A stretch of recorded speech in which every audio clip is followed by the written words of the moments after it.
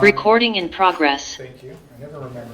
I'm going to call the Thursday, December 18th business meeting of Narberth Borough Council to order. Yeah, you want to lead the pledge? I pledge allegiance to the flag of the United States of America and to the republic for which it stands, one nation, under God, indivisible, with liberty and justice for all.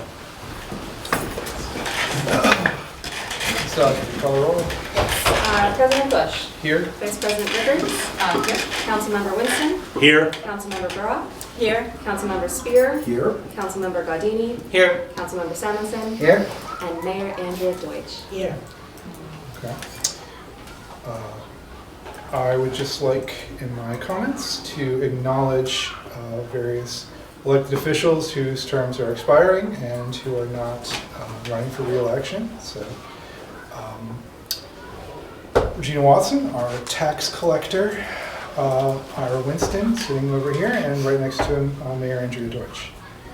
So, Regina, I was very surprised when I was looking at some articles about local elections. I've only lived here for about 10 years, so did not realize that you had been serving as tax collector since 1999, which is really a remarkable run. The county election records only go back to the year 2000, so your first special election, it sounds like, was before the county kept records online. I looked in 2001, which was, I think, your last competitive election.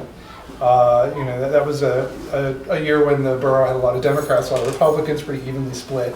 The offices went in both directions. And you weren't quite the highest vote getter. There was a special election for state senator that year, and the winning candidate, the Republican candidate for that race, got more votes than you did. But every other election after that, after you had the good sense to change to Democrat on the party line, every year after that, you've been the top vote getter in the Narberth elections. So you've often run unopposed, but you're not the only one that runs unopposed around here, and you get more votes than anyone. And I doubt that is the case for tax collectors in general.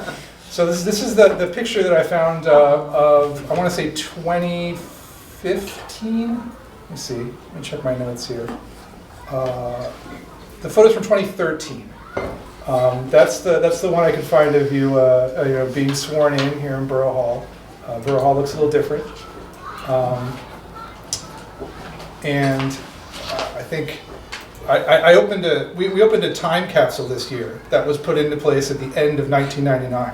So you have served as tax collector for longer than that time capsule was in the ground. I was talking to my wife, and she said, "Well, I think I've written more checks to Regina Watson, tax collector, than anybody else, in the last decade." So. Sorry, we're apparently This is Santa Santa's arriving. Oh, that's right. I apologize. Santa's coming. So thank you for your very, very your long service to the borough, and certainly every time I've had to deal with a tax issue, it's been very pleasant customer service. And I think a lot of us have had the same experience. Does anybody else have anything they want to share? Always been like having a long time NARB. Whenever I see you around the halls, it always felt like the Borough. And so, thank you for your years of service. So when I moved in 2000, and my mortgage is paid. My taxes are paid through my mortgage. I've never had the occasion to write a tax check. But early on, as a new homeowner, I was sort of concerned. Like, are my taxes really getting paid? My mortgage company, they don't send me an acknowledgement. So early on, I called Regina, and I said, well, what would happen if there was some issue with my taxes, and I wouldn't necessarily know about it? And she said, "Oh, I would just call you." And I thought, wow, this is great to have, to live in such a a small town with such a easy touch with the government like that, and I was immediately comforted by that. And it gave me a nice welcome to town at the time we moved in. And it can't be easy to be such a high vote getter as the tax collector and be so popular. So I think it's very reflective on you and your personality and how helpful and gracious you've been all these years. So thank you. This makes me feel better because I also don't trust that my bank is going to be. And Regina, do I not text every single year? I text or call Regina, call her, email. Regina, every year I come in twice a year to write checks to you, and every year you greet me warmly, and it's great to see you. And I'm gonna miss seeing you in the borough office every day, and I hope to see you just more around town. But it's been a pleasure, and the borough has really benefited from your service, and really appreciate it. Thank you. I'll just say that I can vouch for Jim's story because this year my husband forgot to pay the tax bill we were, I think, like 2 days before the tax bill was due. And I got an email from Regina, and she was like, normally you pay on time every year, but thought that was odd, so I got a call, and I think I equate your name with Narberth Borough to some extent, so thank you. And you just outed your husband.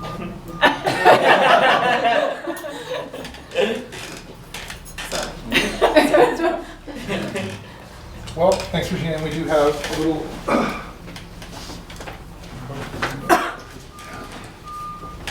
We spent those tax. No. This is from us. This is from us.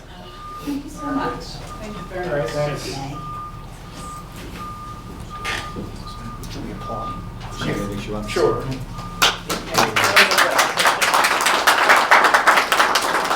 Do you want to say anything, Regina? Do you have anything you wish to add at this time? Or, I don't know, not to put you on the spot. But we're putting you on the spot if you want to be.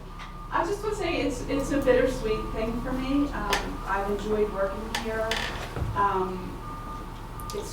The people have been so nice to me, and it's just such a good working relationship, and I will miss it. But I'm looking forward to a new chapter. But thank you. Thanks, everybody. All right. Next up, I'm going to embarrass Ira over here. Ira ran with us 4 years ago to join council. It's part of our what was it? Narberth Forward slate. Yeah, which I've got some pictures of that. A couple pictures that I pulled from that. In masks.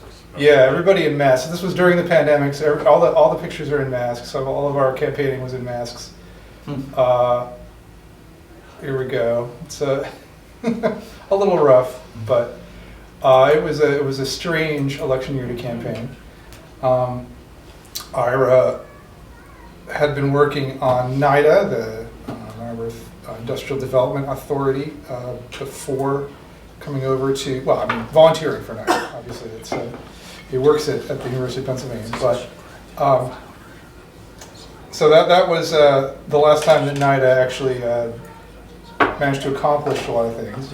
Back when I was working on it, and worked with the borough on acquiring baseball netting up on around Narberth Park. Ira has been a voice of reason, particularly on the bridge project. He's got a lot of expertise working on large construction projects, and has really helped us translate some of these documents that we receive, and trying to translate that into a timetable and into what is actually likely to happen for the bridge, and has really helped us as we move from planning the bridge to finally getting the bridge going. Construction work actually starting on the bridge, and has served as the chair of the infrastructure committee as we proceed with the biggest infrastructure project the borough has seen in decades. So thanks, Ira, for your time on council and your voice of wisdom and expertise. Council members? Good story from right before council. Do you remember this? You were not on council yet, and we had a local young NARB come and pitch a mural. Oh, yeah, that's it. And Oliver, yeah. And Oliver gave an estimate of how much the mural would be. And we took it under consideration. And then I went from the meeting to the Greeks, and Ira, who wasn't on council, goes, "That's silly. I'm going to fund this mural." And he writes a check and hands it to me at the Greeks. I said, "What are you doing?" I just left the council meeting. You can't. Now that you're on council, you probably understood, though. Yeah, that's not the best look, but I did. I do think the mural is there. Like the mural is now there and was sponsored gratefully from Ira. But it's who you are as like a silent doer. It's unfortunate that it's still there, because I think it probably comes down when the bridge comes down. It's true. It's the train picture that's over by in the lower level. If not, it will be severely damaged. Yeah. I'll just have to get Oliver. We'll have to commission A new piece. him to do That's it. right. Commission a new It piece. lasted a lot longer than one would have expected. So I have to tell you how I met Ira, because it's sort of, Ira, do you remember this? He and I drove you to Baltimore. Yes, we went to Baltimore for a friend's 40th birthday at a Baltimore Orioles game. And it was like 107 degrees. And it was so bad, people were passing out in the stadium. And they were like they just started giving out free water to everybody because it was so bad. And we drove back from I-95, desperately trying to keep each other awake because we were drenched, we were miserable, we were, exhausted from going to this baseball game. But fortunately, Ira stayed more awake than I did, and we both got back here in one piece. I think that is credit to your perseverance, if nothing else. So I would not have been able to drive back, quite frankly. No, but that's how he and I met, strangely enough. And then 22 years later, I walk in the door and there he is, again. Persevering. Yeah. I appreciate your attention to detail, and also you're a very calming presence. And I appreciate whenever I run into you, I feel like out at Narberth events, you're just like out there chilling, and it's nice to like actually have that. It's been nice to have it here as well. Ira, I've sat next to you for the last 4 years, and I find your comments to be generally insightful and on point and well thought out. And I appreciate the effort that you've given to making this borough a better place. I'll just say, I always appreciated your directness and for asking the questions that needed to be asked, even if they were sometimes difficult questions. And I appreciate that you just brought that kind of rigor to the council.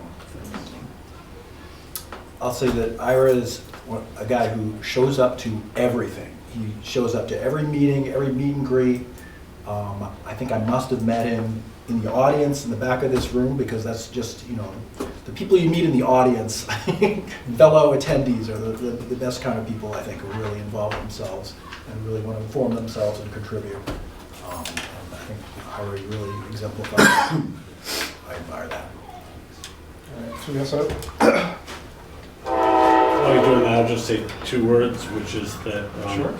I am totally overwhelmed by the level of effort that each of you put into this job.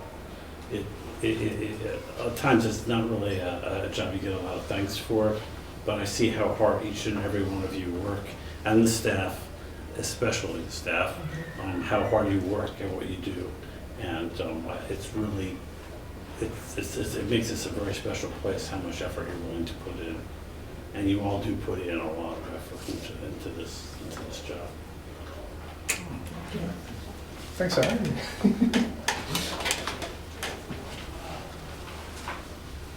This one's for you.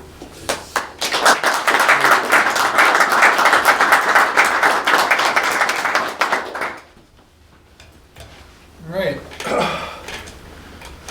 Deutsch. All right, so Andrea, joined council in 2012, was appointed to fill an unexpired term, and served that out. Here's Andrea getting sworn in to council. It was a lot thinner than. I think it said you were the outgoing head of the Narberth Democratic Club at the time, so been involved in politics there. And I'm just gonna, so to put into context what was going on at that meeting, I saw some notes. This is a quote from Heidi Boys, that drawings for another bridge project, the replacement of the Narberth Avenue Bridge, are well underway, Boys said. We're just fine-tuning lighting, Boys said. That project will not begin until the end of 2013. Okay, anyway, just to put it in context of what was happening back then. And after serving out her term on council, she ran for mayor in 2017, was elected and re-elected in 2021 to no opposition whatsoever. People saw the wisdom of not running. So I was trying to think of what work. I mean, I talk a lot with Andrea, obviously. We talk about various borough affairs, and there's a lot going on behind the scenes that we're discussing. And I think I was thinking one of the things that I think you really took a strong stance that proved to be correct was at the beginning of COVID, when you put out an emergency declaration that authorized the borough to take a lot of action. Now boroughs have very limited powers. We can't act in certain ways, but the mayor does have public safety powers. So Andrea put out an emergency declaration. It allowed us to ensure, to limit public gatherings and to ensure that businesses were put up signs, and just do a lot of essential public safety work that otherwise the borough would not have been authorized to do. And I think it was borne out in the end. Narberth was one of the locations in the county with the lowest COVID rates. We had, for the longest time, we had no fatalities. We had very few cases, and we took really active steps early on. I think it was probably the emergency proclamation that was made very quickly that allowed us to allow council to take a lot of these steps. And I also appreciate the work you do listening to your constituents. Obviously in your store you hear a lot about what the business owners are saying and what people are talking about in the borough, so you often surface concerns that the rest of us are less aware of. And it's great that you listen to everybody as well. You work with us. I'm remembering also another period during the pandemic, which was the drone panic. So there was a period where everybody, it was a New Jersey thing where there were lots of claims, lots of videos and claims that there were these drones flying over very near airports, lots of lights. And we had some Narberth residents who were very concerned about seeing lights, and they were talking to Andrea in her role as the mayor, the head of in charge of the police. So we had a conversation, and Andrea said, well, so what do you think about these drones? And I said, well, I think that we're near an airport. I think there's a lot of flights going overhead. I think these are probably airplane lights. She said, really, airplane lights? Yeah, I think they're airplane lights. And we went with that, and it did turn out, I think, that they were airplane lights, and we did not make a big deal of it at the community. I think it died down soon after. So a willingness to kind of go back and forth with everybody and find the right path, whether it be COVID or anything else. Anybody want to share a story? So we met for the first time at the Narberth Acme. Yeah. Because I was working there and used to come through all the time. And there's a lot of characters that come through the Narberth Acme, and you are definitely one of the characters. And I just saw you there as recently as a couple weeks ago. So long-time Narberth Acme customer. And then I think beyond just kind of talking to you at the Acme, the first time I actually met you was. It was 2012? It was to fill a term in 2013. There was a term that needed to be filled. 2012, you're right. In 2012. And I knew I was probably going to be leaving town for grad school, but I talked to Sam Quinn and was like, this seems like it'd be a cool civic experience to like just like, and I would show it, and Sam was like, yeah, go do it. And then I showed up, and Andrea was one of 4 people who had put their names forward, and was interviewed by council. And so you refer to this as the time that I ran against you for council. You were 9 years old. It was a little tight. And you were 19, so. That's right. That's one of those important photographic. 4 people, that's what it is. Yeah. That was also a colorful crew of people. Yeah. But yes, and so obviously, and then I've gotten to know you a lot better even since then, and always appreciate your humor and your wit. And as a former comedian, I think that is very important. So I think the first time you and I interacted on civic things, talking about things that never change, was over the Narber School property, 201 Sabine, because there was the whole question about the litigation and the recapture provision. And I remember for some reason council was meeting down in the Girl Scout room rather than up here, and I don't remember why. Maybe they were doing renovations here or something. But I remember we had a whole discussion about how that was going to work, because I was trying to work behind the scenes because I knew people both on council and on the school board to try and work out a resolution. But I remember working with you on that. I think you were I think you were on council, not as, I'm sure you were on council. Yeah, that was council now. I especially appreciate from public health and safety. It seems like that's where we got to really work the closest on. And, you know, obviously as head of the police department, and when I was on civil service, those interactions, you know, always going back to Fred's point around COVID, always making sure that the residents of Narberth are safe, feel safe, whether it's COVID or an incident, the unfortunate incident of the anti-Semitic spray painting that happened several months ago. You know, that was very fast. You responded. I think people appreciated that.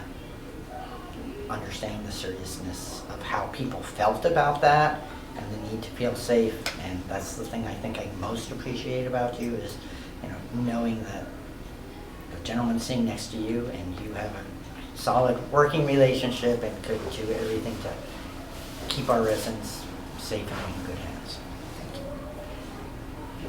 I'll say this about Andrea, she is so accessible as an office holder and as a business owner downtown. You can walk into her shop and talk her ear off, and she can't get away. She has to listen to you. And it's just, and I've seen it happen. I've done it, you know. You know, there's no security to get people out of there. Like sometimes I wonder, you know. But it's really just above and beyond how receptive she is to hearing from people and making herself available right in the heart of our town. You know, it's like sitting in an office all day. It seems like, you know. That's certainly what I'll remember about you, and what I'll keep remembering about you. But thank you, and that's all. Thank you. So I work closely with Andrea at Public Health and Safety as well. And I remember when I was first starting, I was first appointed, and I was fairly inexperienced as a council member.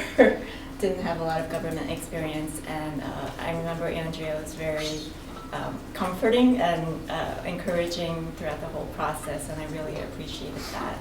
And I think that's reflective of her ability to connect with anyone and to make them feel comfortable, and her authenticity. So I've always appreciated that about you. And on a personal level, I've been lucky enough to know you on a personal level and get to know you, and you're very funny, and you got your own style, and I think everybody knows you are like a lot of fun to hang out with, and we appreciate all of the work that you've done for the borough. And we also work together on the traffic calming policy, which I really appreciate. And so thank you for all of your work. And you should be proud, as I believe you were the first female mayor of Narberth. That's correct. And so you've done that with integrity and grace, so you should be proud of that too. Thank you. Thank you. All right. I have, unlike the others, I actually have some words to say. So if you'll indulge me. Sure.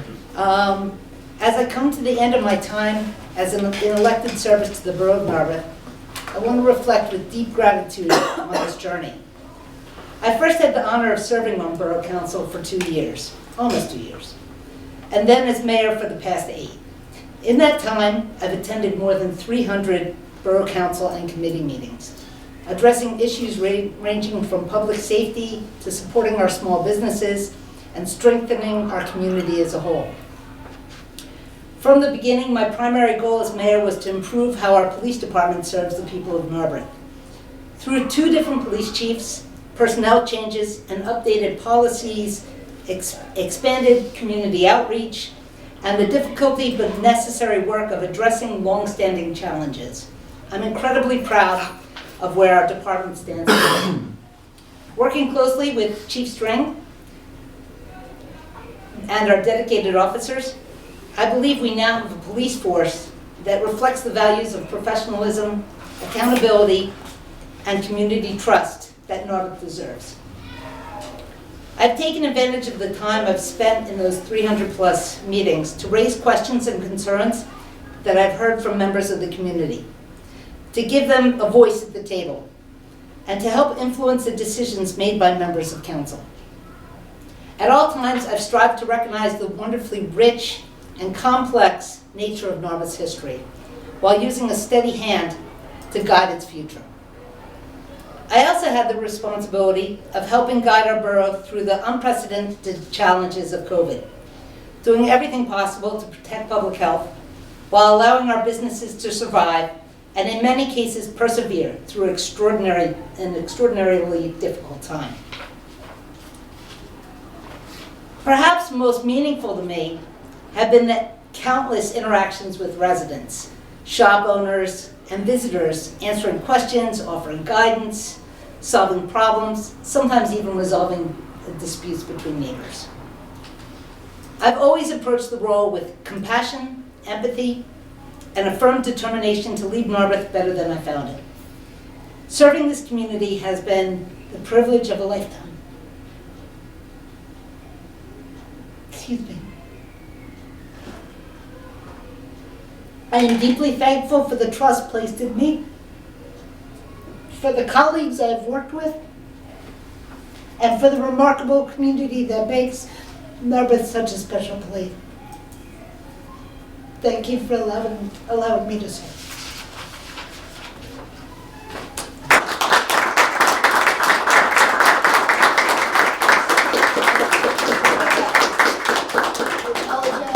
I was going to try not to. Oh, with that money you're going to do. Yeah, we bet. Good 10 to 1 odds. Yeah, you all win. Thank you. It's been a pleasure. It would be weird being on that side of the table. Commission openings. What do we got here? All right. Well, thanks, everyone. Do you have a... That was my report. That was your report. I did, sure.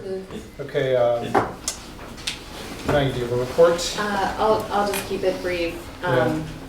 So bridge work is ongoing.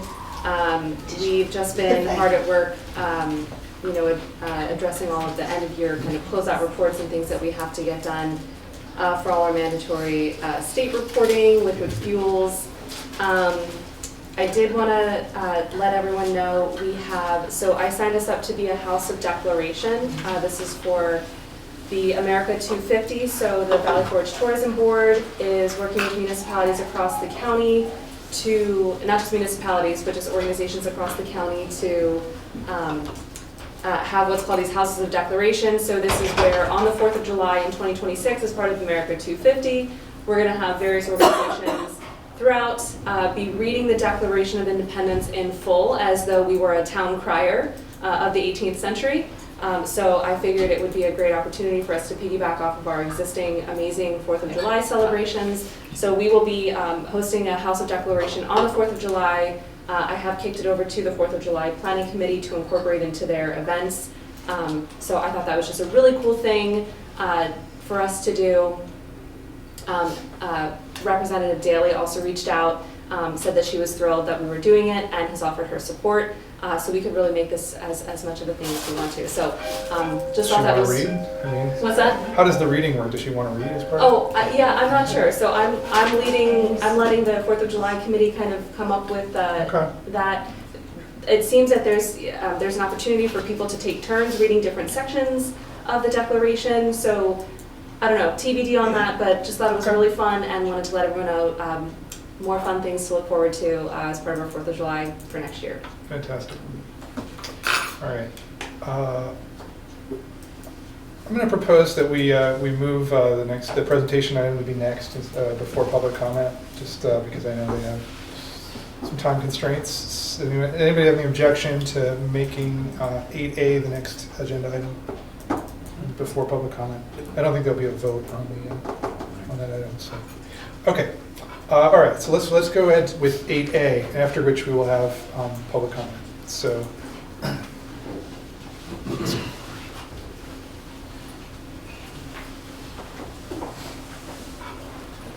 Go. All right. Hi, my name is Sophia Lowry. I'm a Girl Scout from Troop 7031 in Narberth. I go to Lower Marion High School in Ardmore. I'm a junior there. I'm here to talk to all of you about my Girl Scout Go to Work project, which involves the Narberth Snack Shop and specifically to upgrade it and to add an accessible picnic table. I've been a part of Narberth Girls Basketball League since the 2023 season. Coming to those games is exciting, and being part of the community is even better.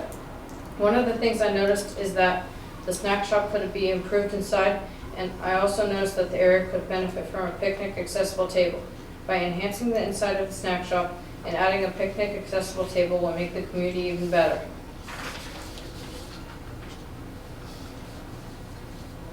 Go to Word project proposal. My project summary is for my Girl Scout Go to Work as part of an upgrade to the snack shop. I would like to build an accessible picnic table. Based on my research, measurements, and planning, I have determined that to add a picnic accessible table, a concrete pad will be needed in the area next to the sidewalk. Here's an overview of my presentation.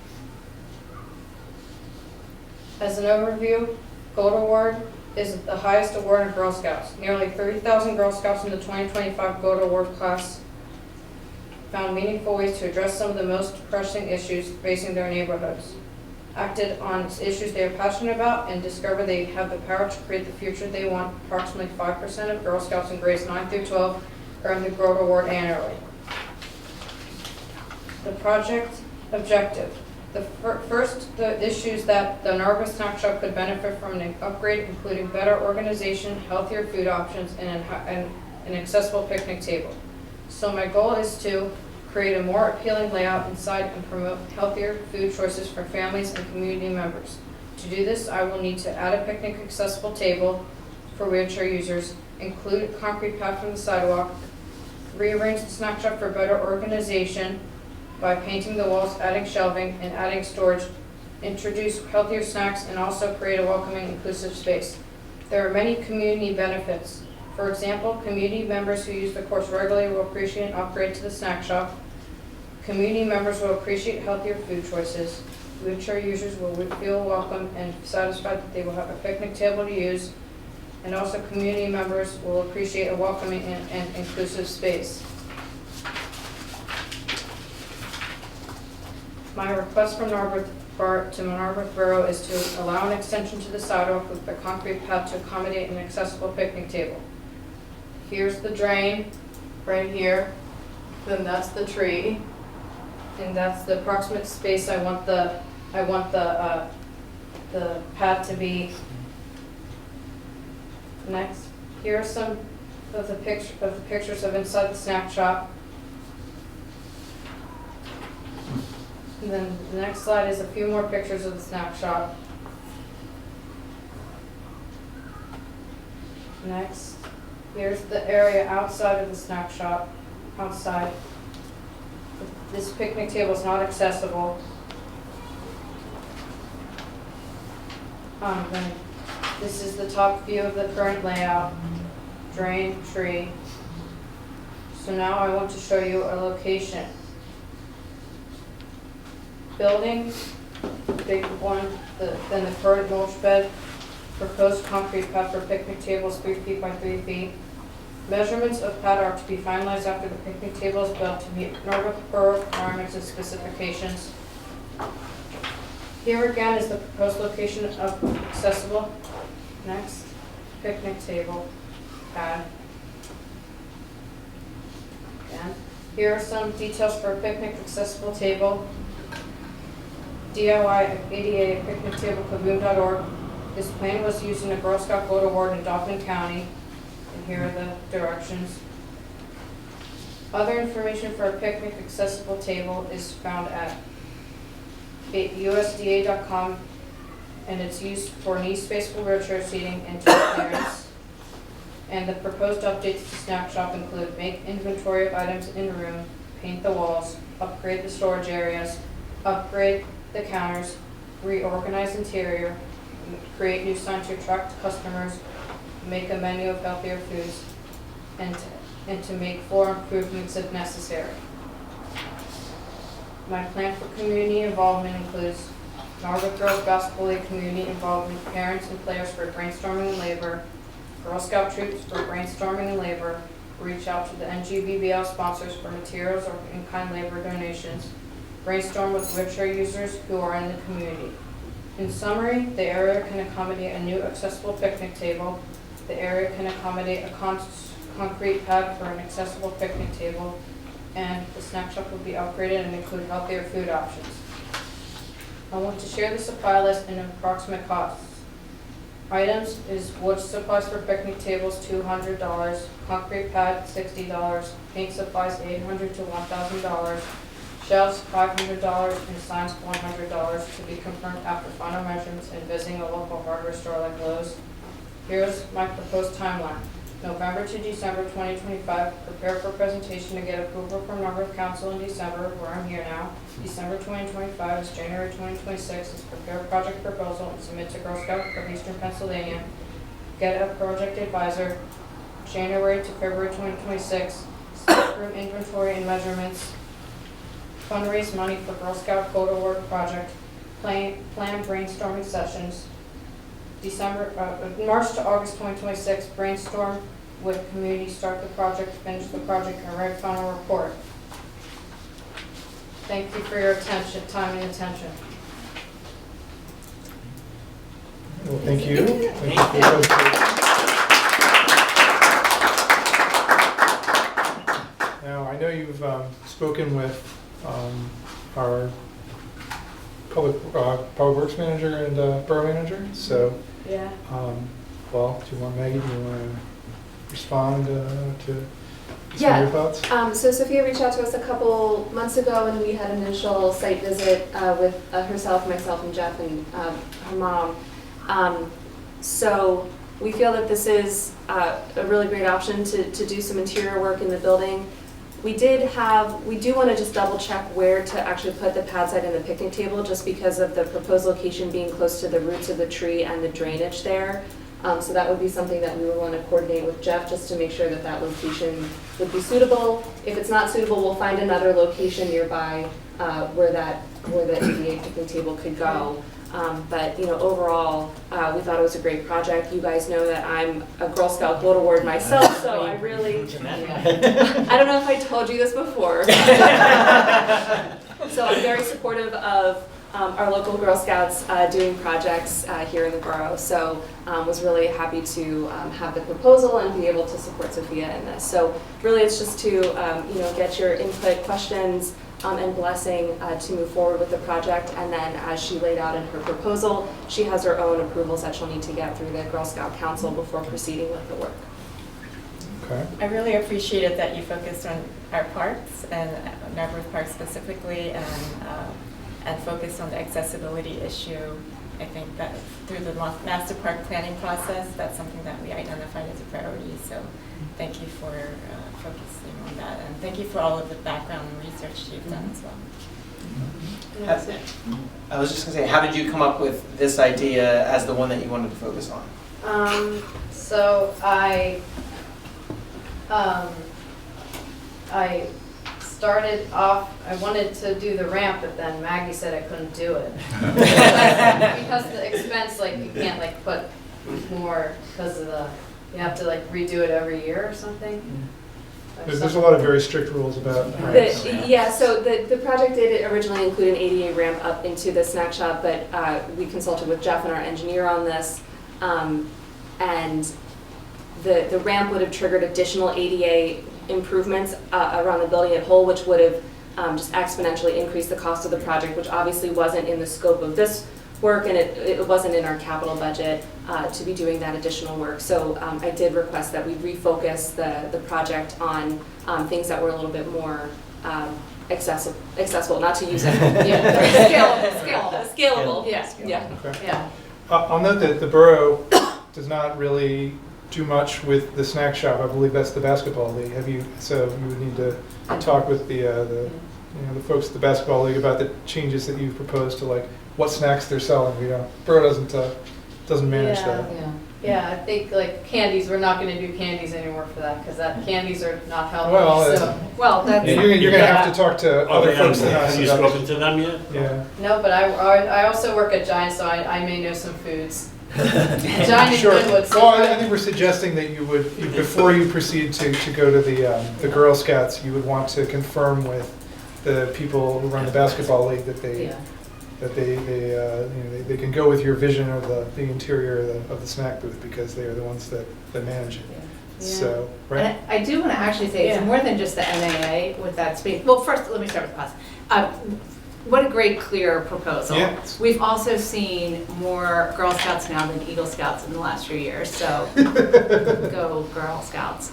And I think this is also a great civic lesson, like, why can't we put up a ramp? And you learn, oh wow, you need an engineer. That then triggers other ordinances, and I really love that that's all part of the learning process. Yeah. My two questions were, you budgeted $60 for concrete. Well, we have to have a professional do that concrete, right? That's not something we could do. So I'm glad to hear that you've connected with the Director of Public Works, and you should probably put that in your proposal, that kind of in-kind donation or or the cost to actually lay the concrete ramp. Yeah. And I do want to note we have no control over what snacks are sold, to your point, Fred, but also that space is used for a heck of a lot more than just the snack shops. The Narberth Fireworks, that is the home base for the day project. So any adjustment inside that space, really all stakeholders should have some say in how that is used. Because it's definitely much more than a snack shop, as Andrea and I can attest to on the 4th of July. Sure. I would think that at least the painting and the, talking about what snacks get sold specifically, but those could definitely be implemented with less discussion. I guess sounds like changing the storage might be more complicated. I think that's used by multiple stakeholders. So before I did anything with shelving or more than paint, I would definitely suggest that we should probably include our Parks and Rec Board to identify all the stakeholders that. All right. So changing the interior layout might be complicated. Just so you say, it might be more than just Borough Council. If you want to focus on paint and on getting healthy snacks in there, I think that might require, that's one group, that's the basketball group. But it does, the city makes a very good point. There are other groups using that space who would be interested in the interior layout. I'm most excited about the picnic table, actually. Yeah. Accessibility, you guys have heard this from me before. I think we need to be very deliberate, and every time we have an opportunity like this to make sure that we can be more inclusive and accessible. This is a perfect example. A little change, it's not just whether it gets used, it's sending the signal. And you may not know that your mom and I served together on the Committee for Special Ed for many years together at school, and we've had lots of those discussions in the school environment, and I've been trying very hard since being on council to make sure those same sorts of discussions happen in this room too. whether it's making the sidewalks accessible or even, just literally having a seat at the table, So I'm very excited about that. Jim? I just have a practical concern maybe for Maggie, which is our park master plan calls for the possibility of a concrete pathway or pathways through the park at some point. I just want to make sure that we think ahead on that and make sure that this new concrete pad is connected, to whatever. Aligned. Yeah. That's all, really. I think it's just a bookmark for the future. Can I make one more? I'm sorry, because I don't know when you considered this, but as someone who goes to the Wednesday night concerts, and folks, I don't know if you've ever observed this, if you are in any type of walker or accessibility unit, you can only get to the sidewalk. So I don't know if you were, really focused on the snack shop, but gosh, imagine if that were moved in the park by the gazebo, so someone, again, in a walker or an accessibility, could actually go and watch the concert, because folks are kind of forced to watch it from the sidewalk. So I'll just plant that seed. You mean to move the picnic table to over there? Well, there is Or a picnic table just there, or but you make just it can't get ADA. to it. Yeah, and it's not ADA. Connect a walkway to an ADA picnic table on the gazebo side? So at events, whether it's the 4th of July or the concerts, yeah, because folks do sit on that sidewalk. All right, so I think it sounds like she needs a general okay from council to keep going with the Yeah. project. Looks like. Yeah. Okay, Absolutely. and you'll be working with borough staff to flesh this out further. Okay. Yeah, so it sounds like next steps is we're going to want to just touch base with the other stakeholders that utilize the room. So I know that we've spoken about having you reach out to the basketball league, but I can get you in touch with the other users of the space so that you can communicate your project to them and get their input as well. Yeah. Okay. All right. Thank you. Thank you. Thanks for your Thank you. presentation, and good luck with your project. Look forward to seeing all of that. Okay. I'm going to go ahead and move back to public comment. So public comment is limited to 3 minutes. Just a reminder to begin your public comment with your name and your address. Go ahead. We'll start with folks who are in the room who wish to make public comment. So I guess we'll go to the second row. Public comment? No one in the back row? Okay. We'll move online. I see presumably Carol Marie. That is correct. Carol Marie Scanlon, Sabine Avenue. Go ahead. So it has come to my attention as a spokesperson for Sabine Coalition that several borough council members have told members of the public that Sabine Coalition is in favor or fine with the Borough Council's development plans for the 50 to 60 apartments for 201 Sabine because it does not include the park. Now, it's also known that Sabine Coalition was not privy to the council's proposals before it was put into the meeting packet. Let it be stated on the public record that Sabine Coalition does not agree, approve, or endorse any development on the 201 Sabine property. Borough Council in its entirety, individually, has no authority to speak on behalf of Sabine Coalition. This council has made no moves to have a formal meeting with Sabine Coalition leadership and our legal counsel, Mr. Philip Rosenzweig, regarding the plans for 201 Sabine, despite our sending a letter by Mr. Rosenzweig. By council members speaking regarding Sabine Coalition thoughts or on behalf of Sabine Coalition and stating or eluding that Sabine Coalition approves or endorses the development of the park or any part of that property to the current proposal of high-density apartments because it does not include Sabine Park is false, disingenuous, and unethical. Legally, Sabine Park cannot be developed. However, as a note, the 201 Sabine property, in part or in its entirety, is really not safe from this Borough Council and Montgomery County Planning Commission's thirst for development. Borough Council has offered no guarantees that Sabine Park will not be developed. Borough Council has given no evidence of actions to back their words that there will be no development of Sabine Park. There is no open space easement or protection to save Sabine Park, protecting it from development where it stands. You talk of your 2019 resolution regarding Sabine Park, but a resolution is a resolution, not a legal document. Historically, 3 councils have tried to develop the 201 Sabine property, including Sabine Park in some form. 1920, 1980, and this current council. Sabine Park seems to be a pawn in your mass density development scheme. Sabine Coalition stands with our neighbors opposing this high-density, low-income development on the 201 Sabine property. Sabine Coalition also demands that this council refrain from speaking to the public on behalf of Sabine Coalition in any matter or context. Now, has the RFP been prepared for the development or developer? Are you finished with your comment, Caroline? I am. All right. As I said at the prior meeting, we are working on finding a partner to develop an RFP. We are not actually writing an RFP at this time, and we will not write an RFP until after a community meeting, an outreach meeting, which will probably be February, March, probably March. We said March, April. March, April? Okay, I'm off by a month. So there will be a community meeting in March, April to discuss some of the proposals that council has received and some of the potential for an RFP. I will be happy not to say anything about Sabine Coalition without quoting directly from Sabine Coalition documentation. We cannot hold a meeting with you individually because you threatened us with lawsuits. Your letter that you refer to was sent to us by an attorney and filled with all sorts of threats to Borough Council. And so it does not seem advisable to have any kind of informal meeting. But you're welcome, of course, to make public comments and attend public meetings as you like, as members of the public. Thank you for your comment.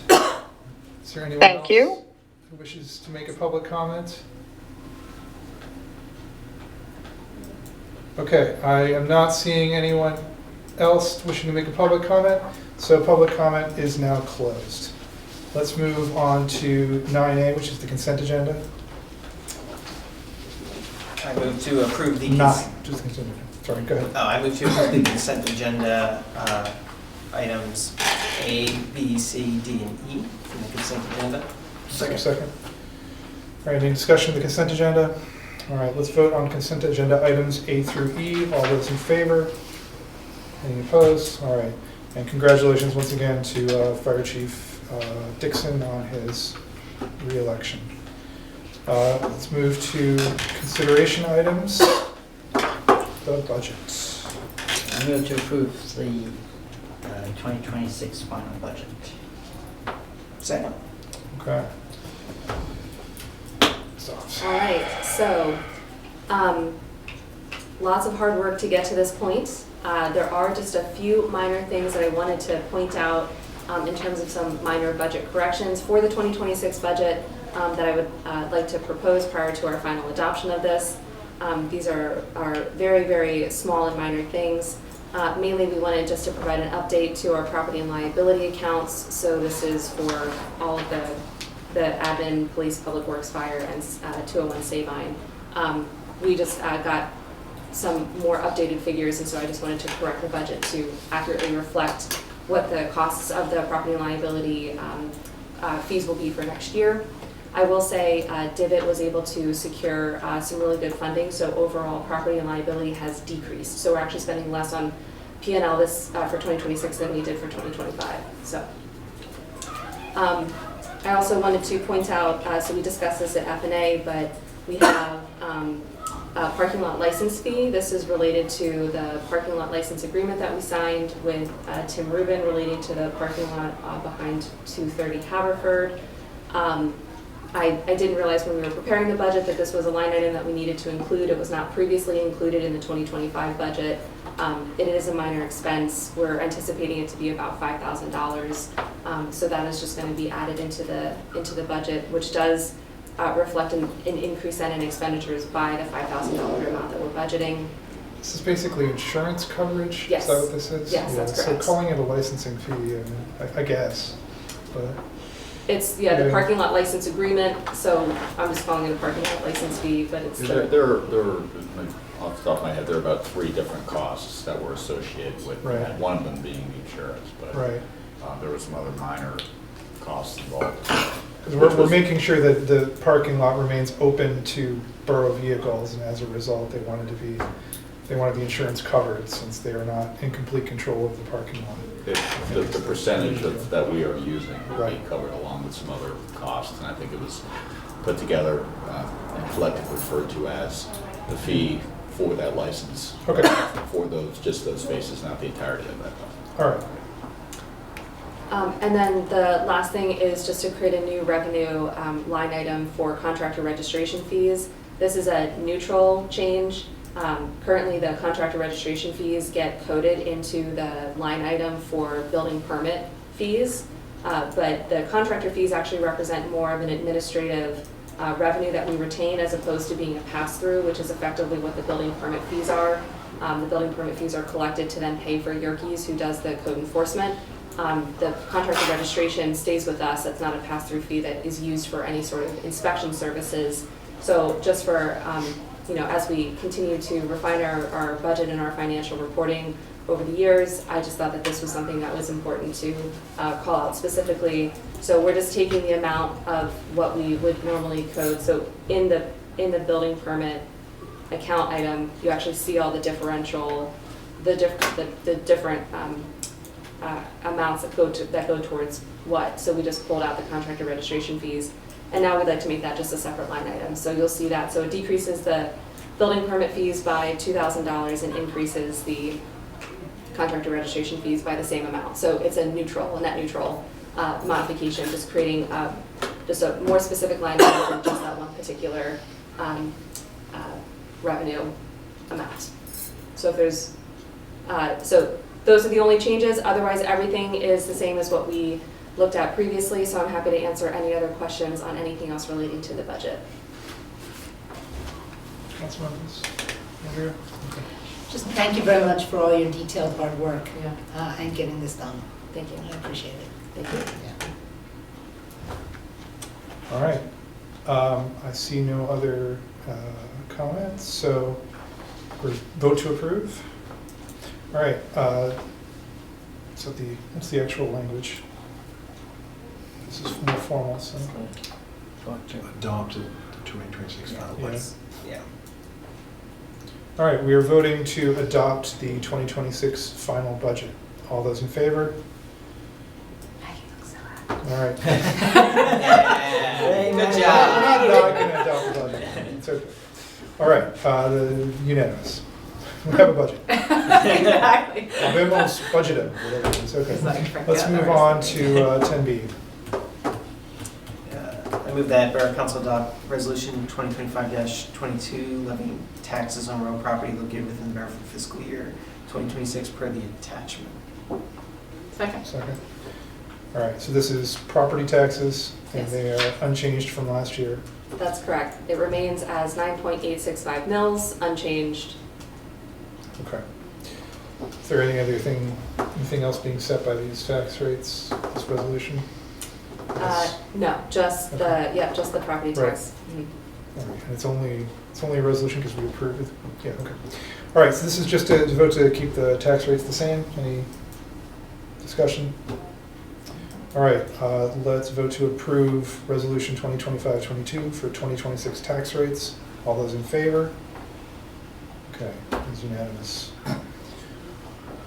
10C, boards and commissions.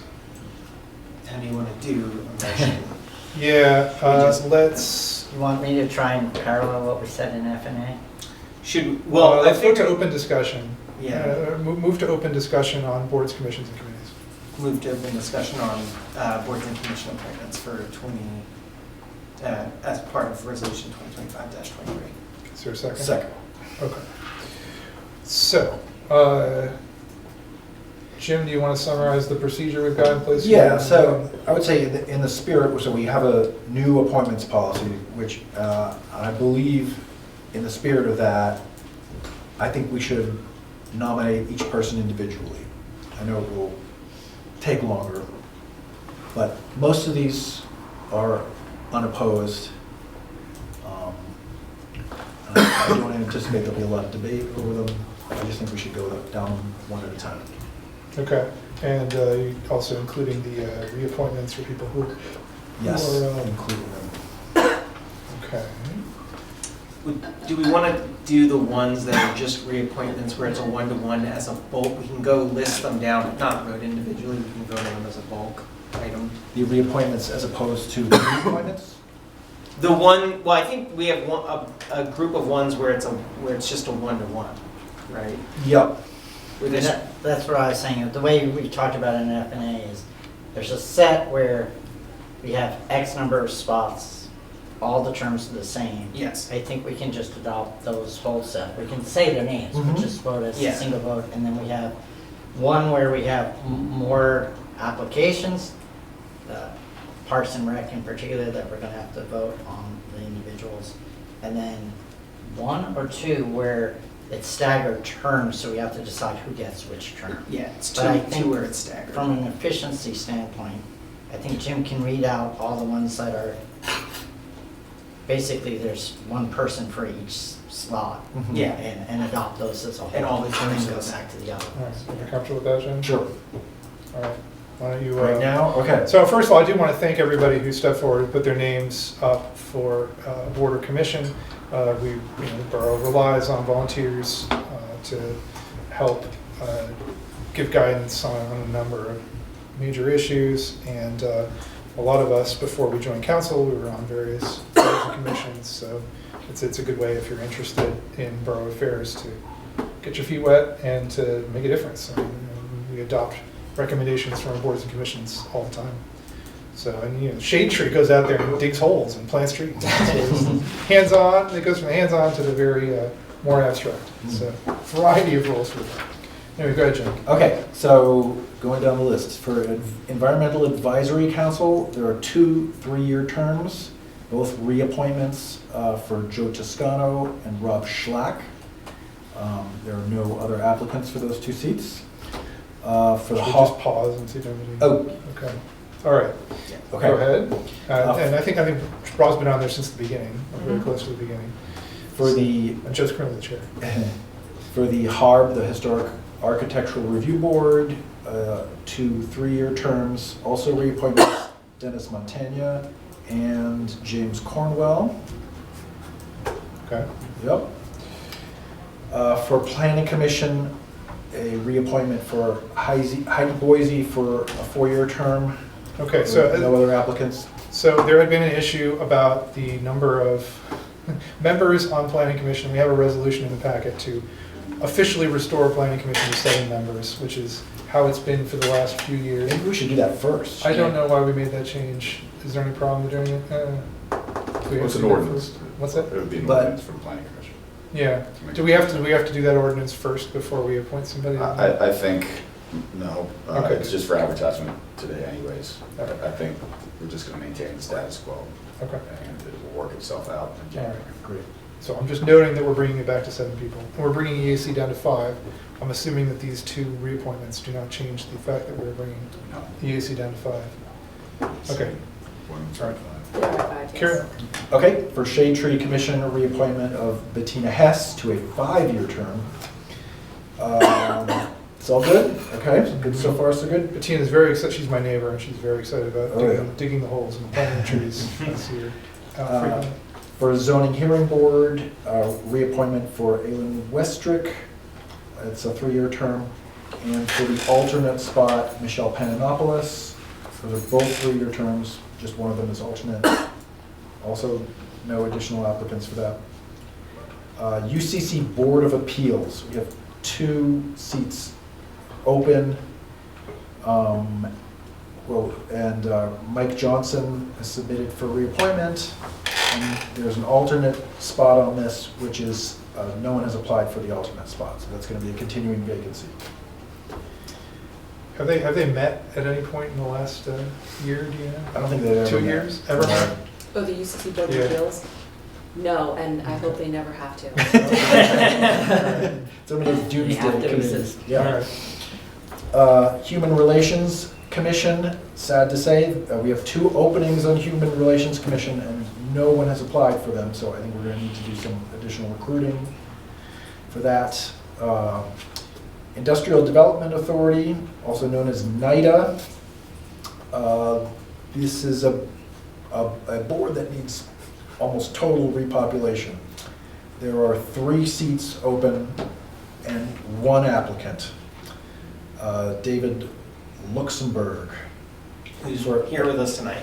Oh, hi. Go to the- Thank you for applying. Thank This is great. If you are appointed, your term will end in 2028, so it's a 5-year term you're embarking on. Oh, wait, it's an unfinished term, I see, okay. I'm going to note that we are likely to have another open term. Dana, who is our incoming mayor, is currently one of the seats on NIDA and is not comfortable remaining on NIDA as mayor. So I think that we'll need to get enough people on that we can appoint a chair and get a quorum, get a chair appointed, and authorize somebody to deal with NIDA business before Dana steps down. Yeah. So I think we require 3 people. Yes, it's a 5-member board, so we need 3. Okay, so just doing the logistics. So this is really only going to be 2 active people, though. Dana, you're temporarily active. Okay, if we were to appoint David. It's not public comment. What's that? Well, I mean, I think you've told us that you'll be stepping, but is the 3rd member likely to? They intend to stay. Okay. All right, so that will be enough to. Who's the Well, person? and As soon as I'm not on council, You and Dana can flip. then Which I eventually- can apply, okay, but I don't, all right, I'm not. got it. Is So there we're any hoping reason Ira we will. can't- Well- we can't appoint Ira right now? I was gonna say, John, is there any reason why Ira couldn't apply to be on NIDA? I mean, because your term expires on the 31st. Can we just appoint him now? We could appoint you as of January 1st. That's what I Alright. recommend, that would be Yeah. I mean, it's All- actually all a of- reappointment, because all of- Okay. I mean, all of the appointments start January 1st. Yeah. so Okay, well, then there's it's no- okay. There's no I just didn't overlap. want to do it, I didn't know. Yeah, yes, because all of these appointments are gonna be starting January 1st, so there's gonna be no overlap between your role as a council member. Yeah, well, then there's no Yeah. problem. All right, if you agree, Okay. let's do that. Okay.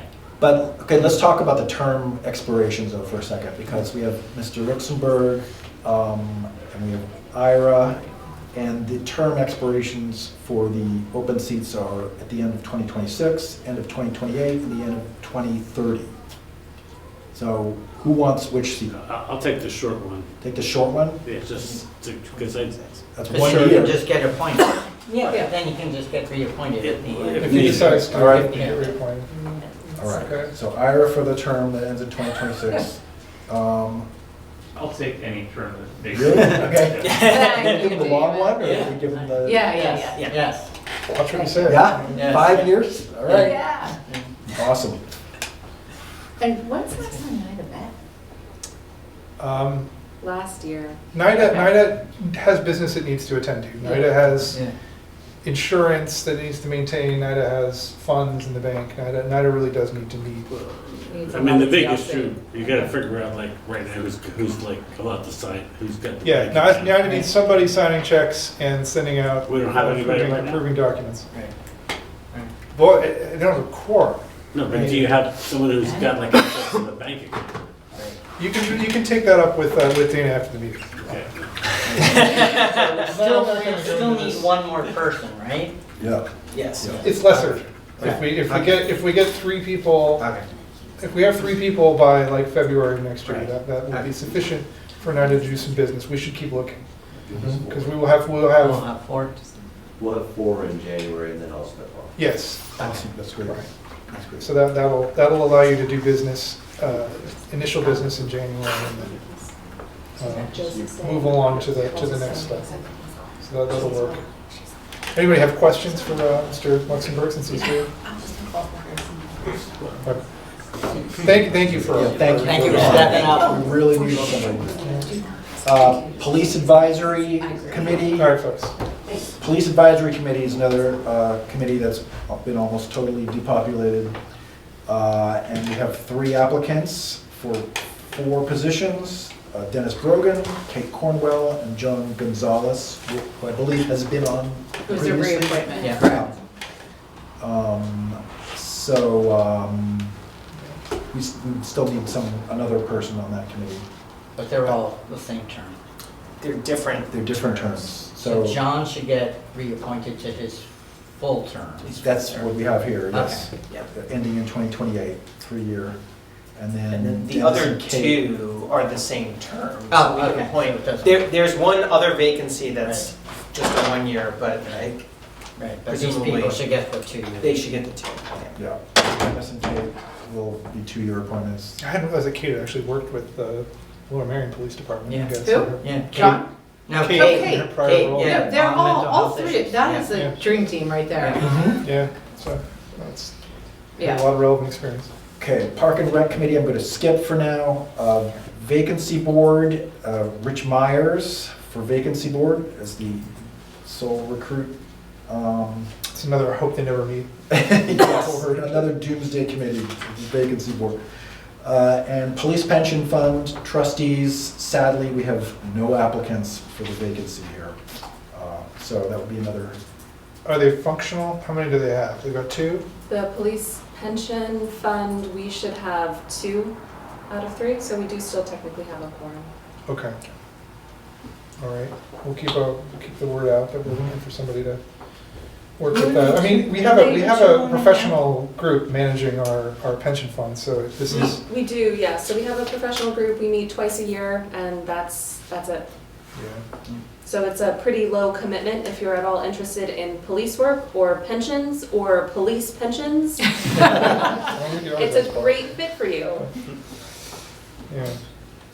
We could always appeal to Barbara Fortner if we want pension expertise. But Okay, That's a good idea. Yeah. so that's it. Aside from Park and Rec, do you want me to go to Park and Rec too as well? Let's pause here. Okay.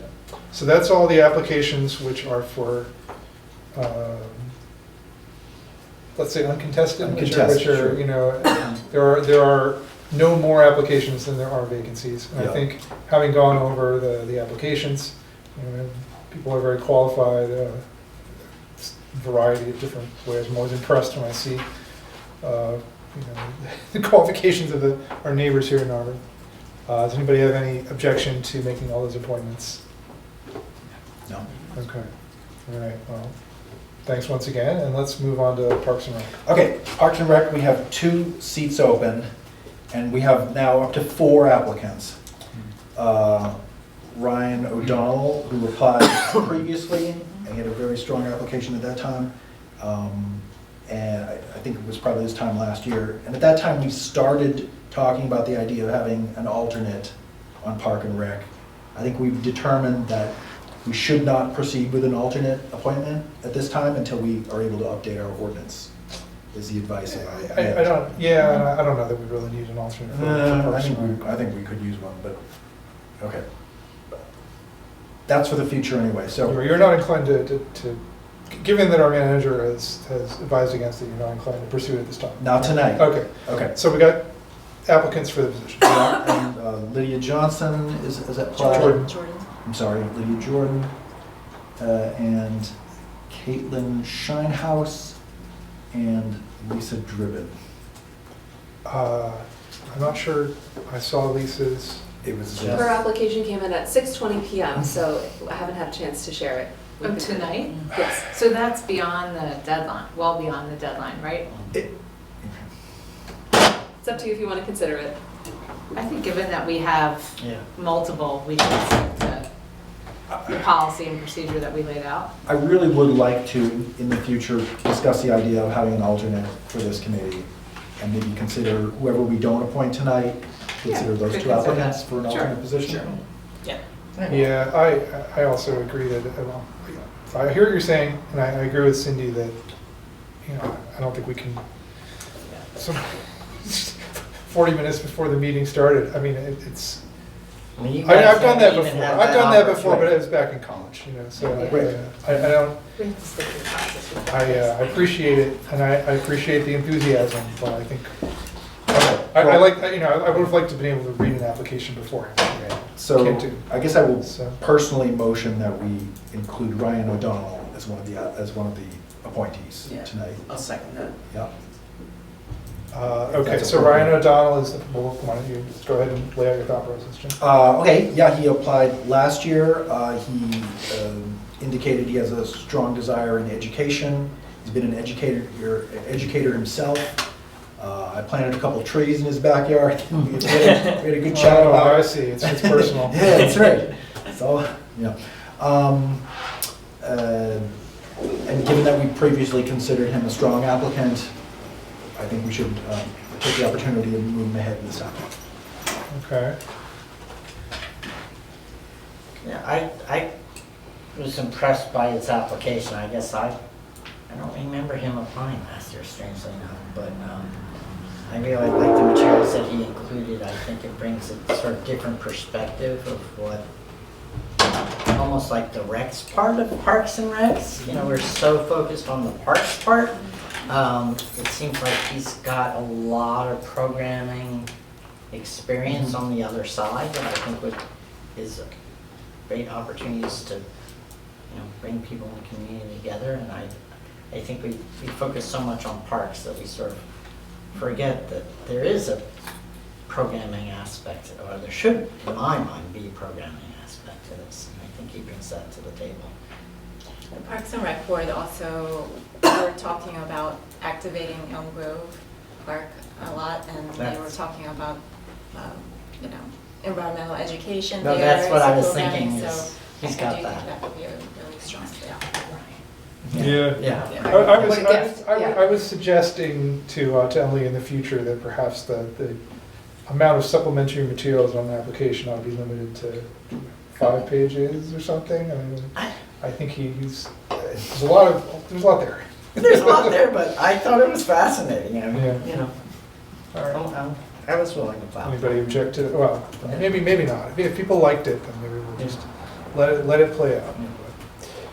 Okay, anyone object to adding Ryan O'Donnell to the list for Parks and Rec?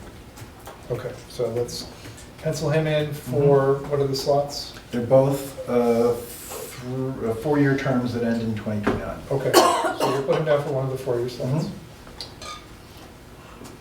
All right. Oh, and I can talk about Lydia Jordan. She had come to me wanting to contribute to the borough in some way, and she was really interested in the parks and events and things like that. And so I had directed her to the Parks and Rec Board vacancies, so she's very interested in activating that space, and she has lots of ideas about doing that. She also has 2 children who are 11 and 8, I think, and so they use the parks all the time. And I know her personally as well, she has more energy than 10 people combined, I think. So I highly recommend her. You want to make a motion, or do you need a motion? Oh, so I move to appoint, is it an appointment? Move to add them to the list or to appoint them to the term. I mean, You should recommend appointing her for the Recommend vacant appointing. term. yeah. I'm sorry. To recommend appointing her to the vacant term. Okay. I move to recommend appointing Lydia Jordan to the vacant term in Parks and Rec Board. I'll second that. Okay. Anybody else wish to speak up?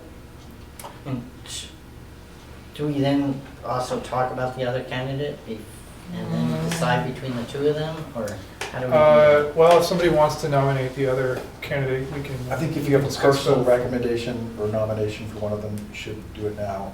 Right, if there's going to be a nomination, I think we should nominate. I think if someone wishes to, if we want to discuss Caitlin as well, someone should open that up to the nominate that name as well. I think What if we're we're not, we're not quite in, Okay.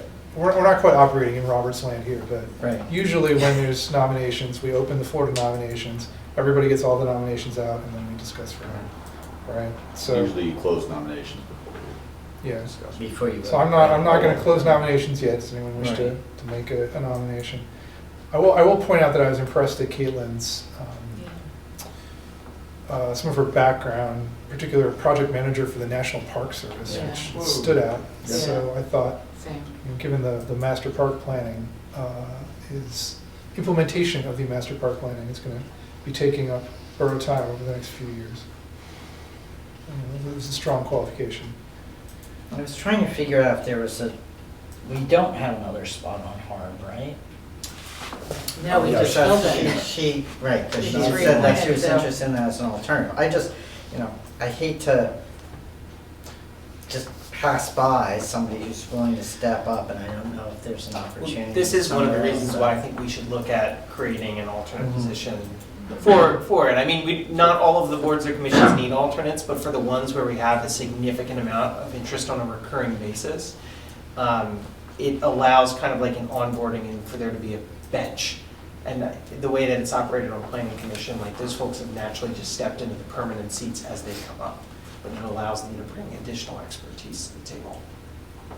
So I know that's a future conversation, but since we're Right. talking about multiple other folks that have good experience to bring forward and the energy to serve, I thought it was relevant. Not to take away from this conversation, but the ordinance that's going to be advertised, if you approve that for advertisement later in the meeting tonight, it would make perfect sense to add that as something, because it goes in with the changes to the park, well, not Park and Rec, but the other organizations, so.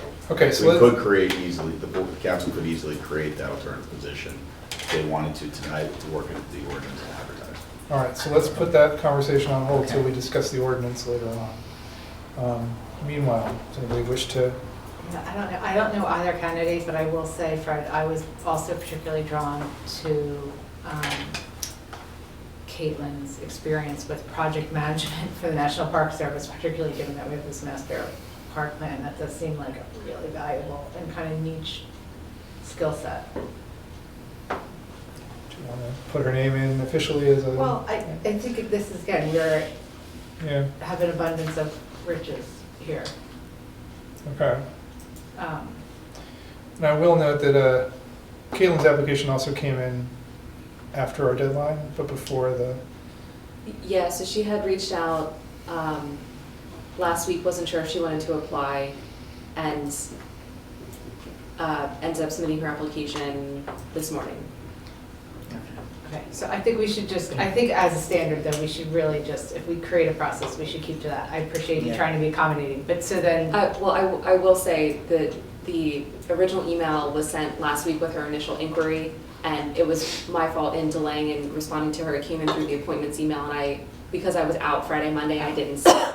when would the deadline have been? When was the original deadline? What was the Friday? original deadline? The second Thursday in December. Okay.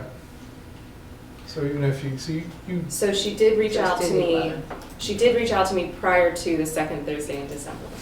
So, I mean, I think this is the correct logic to use, but I don't think it should necessarily stop a candidate from being appointed just because, like, the policy says we can appoint anybody regardless of whether they've applied at all. We just appointed Ira to the. Yeah.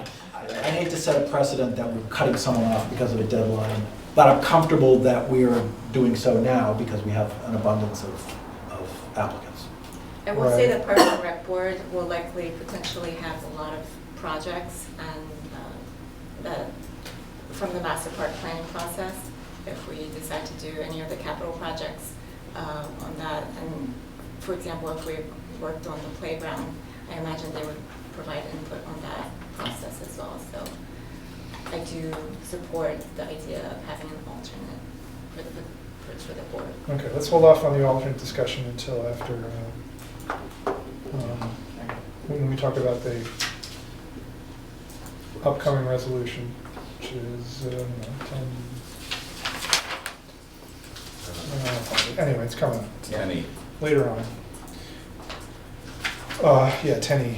So I am not hearing any further nominations, so I think, But Yeah. I have a question. So if we were to do the alternate, do Mhm. we need to nominate another person at this time? position doesn't currently exist, so we'll come back to it after we agree to, if we agree to create the position of an alternate. I think it's premature to Because appoint we an have to alternate because advertise. we don't have an alternate.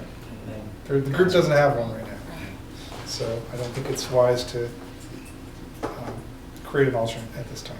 Yeah, but if we end up amending the advertisement to specify that, can we communicate to the folks who have applied, who have not been appointed, that we have advertised for an alternate position? Now there's two of them advertising for an alternate position. And I think we want to tell her, look, Yeah, I mean, you know, she's not getting appointed, but we are hoping to have an alternate position opened up, and we hope that you would continue to be interested. Both happen. The other two. Yeah, There are two. that was my cool goal. names. Yeah. So now, Yeah. now one of you now, okay, all right, well, regardless, Yeah. I'm not hearing another nomination, so any further discussion of, The list of folks, the contingent. yes, the current listed folks. This is, all right, do you just want to, well, if you got what you need, Emily, do you need us to, should we read down the list of who we're proposing? Okay, Yes. why don't you go ahead and read down the list, John? Okay. Hold on, let me just make sure. Okay, read down the list, please. All right, for environmental advisory, we have Joe Toscano, term ending at the end of 2028. Rob Schlack, end of 2028. Historic Architecture Review Board, Dennis Montagna, term ending in end of 2028. James Cornwell, end of 2028. Planning Commission, Heidi Boise, term ending at the end of 2029. Shade Tree Commission, Bettina Hess, term ending at the end of 2030. Zoning Hearing Board, Aileen Westrick, term expiration at the end of 2028. Alternate, Michelle Pananopoulos, term ending at the end of 2028. UCC Board of Appeals, Mike Johnson, term ending at the end of 2028. Human Relations Commission, nobody. Industrial Development Authority, we have Ira Winston, term ending in 2026. David Luxembourg, term ending in the end of 2030. Police Advisory Committee, we have Dennis Brogan, term ending at the end of 2027. Kate Cornwell, end of 2027. John Gonzalez, end of 2028. Park and Rec Committee, we have Ryan O'Donnell, term ending at the end of 2029, and Lydia Jordan, term ending at the end of 2029. For Vacancy Board, Rich Myers, term ending at the end of 2026, and Police Pension Fund, nobody. Okay. So.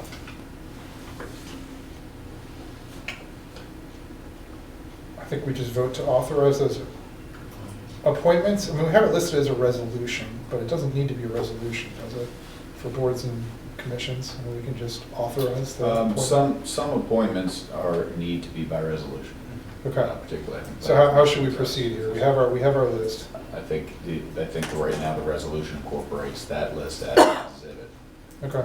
So that exhibit would now be considered to have those names, so you move on the resolution. Okay. All right. All right. So I don't think we officially started to do the resolution. So let's get a motion to approve resolution 2025-23. Okay. Second. Motion to, okay. So any further discussion of resolution 2025-23 with the appended list of boards appointments as discussed? Okay. So we are voting on resolution 2025-23. Boards, commissions, and committees with the list of applicants and boards as discussed earlier. All those in favor? Okay, it is unanimous. Thank you, everyone. Sorry for the procedural renewal. Just trying to. Cass is doing chapter now where they have to like work on Robert's Rules of Order, and so they're obsessed with it, and they know more about it than I do, so. I feel all my failings. I feel all my failings. Oh, yeah.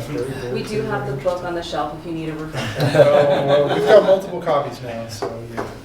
All right, 10D, budget amendment number 2. Move that Borough Council approves the 2025 budget amendment number 2. Second. Okay. Maggie? Okay, so this is now a recommendation to amend the 2025 budget. And the purpose of this is to just account for kind of actual costs that we've seen now that we're at the end of the year. So relating to what we had discussed previously, the introduction of the new parking lot license fee as a new line item, I'm proposing that we put that in the 2025 budget, since we just put it in the 2026 budget because we do have to pay that this year. So now this gives a home for that expenditure to live. Same thing with the building permit fees. We're creating the new contractor registration fees out of the building permit fees. So that's just taking that one puzzle piece out of the larger, separating it out because it's an administrative fee.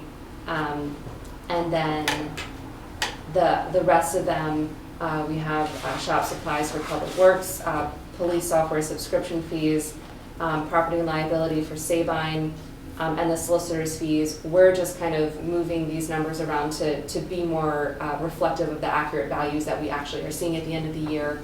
So we budgeted for more in our solicitor's fees than we ended up spending, and we spent a little bit more in some of the other line item categories than we had budgeted for. So we're just shifting the numbers around to smooth that out to make our budget to actual a little bit more accurate. So we come out with a net change in terms of overall impact on the 2025 budget.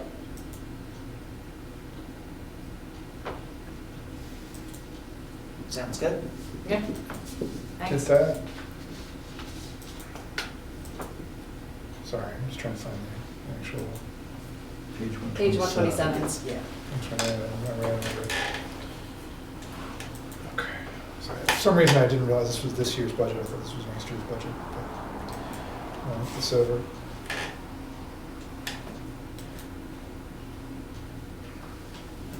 I mean, I hesitate to make change. You know, in the future, I would not prefer to make budget changes in the middle of December that are administrative in character. I mean, I think if we have a new item that we need to spend money on, great. But I don't know. I kind of feel like if it's slightly inaccurate, the numbers, that's just because it was projected a year in advance, and that's normal.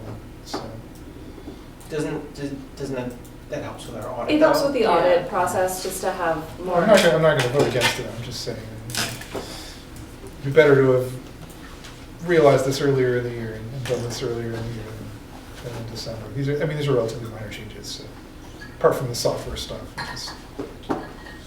Yeah, and John, that's in part Being because gouged. it was the Cody. When we entered a contract for the software licensing for our report system, remember that like 3 years ago, there was an anticipated start date. It delayed it several months. The payment, which we were making now, was contingent upon 1 year from the start date. The rollout was at the end of '24, even though we didn't realize it until the beginning of this year. So because the budget was already approved, it wasn't accounted for in our Okay. forecast. So it was already accounted for in the 26 months. All right. Any other comments? All right, let's vote on 2025 budget amendment number 2. All those in favor? Okay, it's unanimous. All right, now 10E, changes to Planning Commission EAC. I move that Borough Council authorizes the public notice and advertisement of ordinance 1068, increasing the members of the Planning Commission and decreasing the members of the Environmental Advisory Committee, and I've added my base motion, adding an alternate to the Parks and Recreation Board. I think, make the motion. Do you want me to make the base motion as is and then we and move then to amend it? We can move to amend it? That's the Okay. way you gotta do it. All right, so I move that Borough Council authorize the public notice and advertisement of ordinance 1068, increasing the members of the Planning Commission, decreasing the members of the Environmental Advisory Council Committee. Second. Okay, so this came about because EAC asked to go from 7 to 5, and because we realized that our legislation currently states the Planning Commission has 5 members, and it's had 7 members for a while now. Council made this change and then I guess almost immediately regretted it. I don't remember, I was on council, I don't remember the thinking. So, I don't know. Do you remember, Cindy? I do remember the thinking, but it's still. But I don't remember about going back to 7. Why did we go back to 7 if we made it We 5? did, it was a mistake. Okay. We Council- intentionally moved to 5 and then Yeah. didn't follow, yeah. Council- As one of the 7, I appreciate it. Yeah.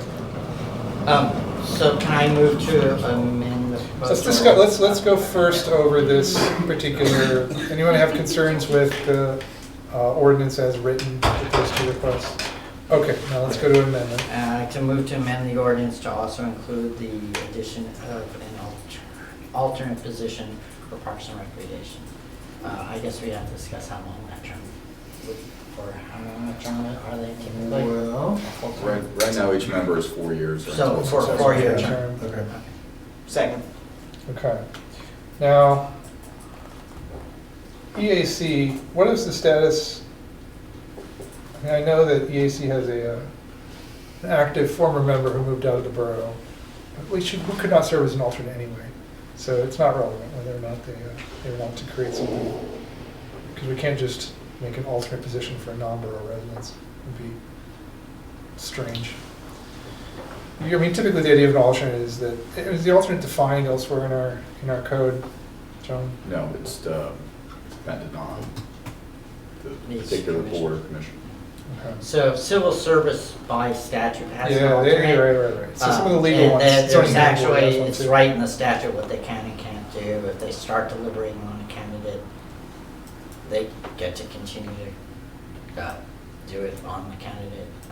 But if you have a full group starting on a candidate, they don't get to vote on the candidate, or they can provide input to the rest of the board, but they can't actually vote or score. That's the way I remember it, at least. Having been the alternate.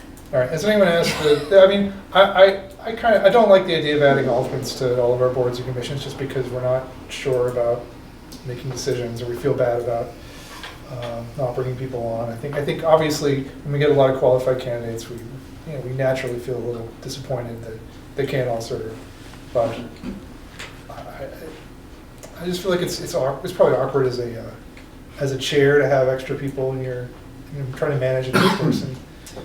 Managing 7 in a Parks and Rec meeting, having done that before, it can be challenging. Adding another person or 2, I don't know how many. I don't know. So I don't particularly support this, but I'm one person, so whatever anybody else have opinions here? I think that like the I wouldn't say adding more than one alternate. But I think the reason why I generally end up favoring that is just because, and I know that Planning Commission is different because it deals with more technical things than Parks and Rec does, but I think that the way that it's operated on Planning Commission is someone comes in, they're new to a board, they kind of take some time to figure out how the board is operating and what the remit of thing, and the alternate position provides the ability for someone to kind of do that without having to jump immediately into being a full member.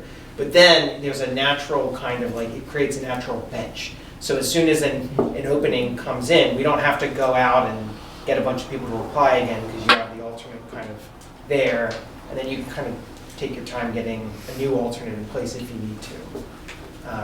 That's generally why that's how I've seen that work on Planning Commission, and I thought that has worked well, and that's why I thought it's made sense to do it for commissions where there's actually a lot of interest, historically. I will also say that I've never been to a Parks and Rec board meeting where all 7 members were able to attend.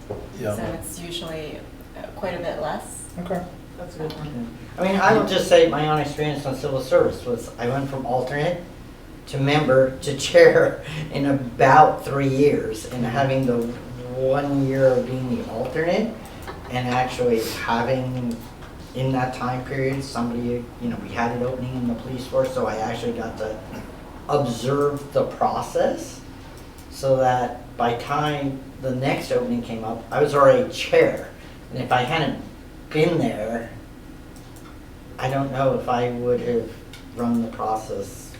Having watched the process the first time was invaluable to running the process the next time. I mean, that's how fast the turnover was on civil service. I'll say that Park and Rec has a robust turnover rate, I'll say. So That's also true. there are likely to be mid-year vacancies that an alternate would benefit from. And also, I think the larger commissions like Park and Rec, the 7-member ones, have having an alternate provides some insurance to getting quorum, getting 4 people in the room at the same time.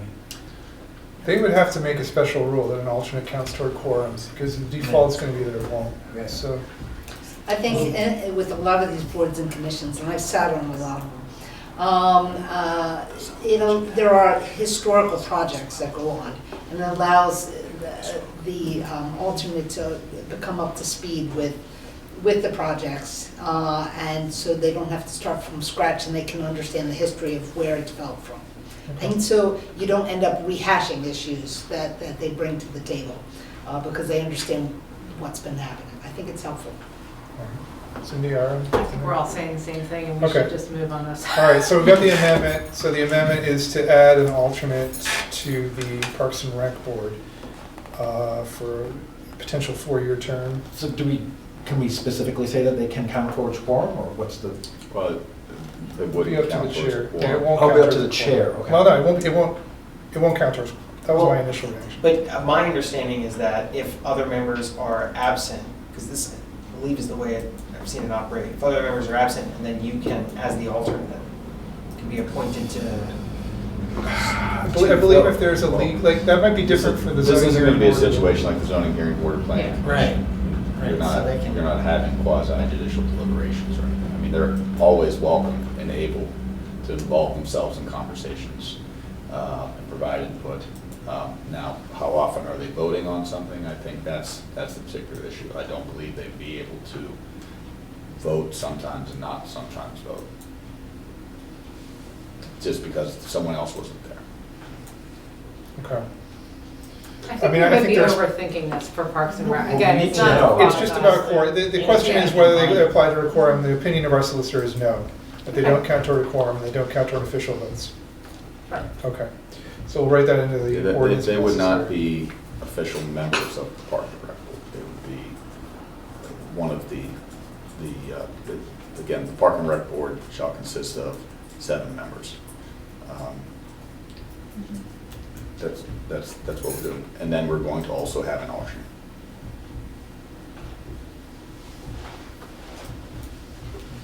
All right. And if one of the 7 members drops out, you would have to appoint then that alternate as Into this. a member.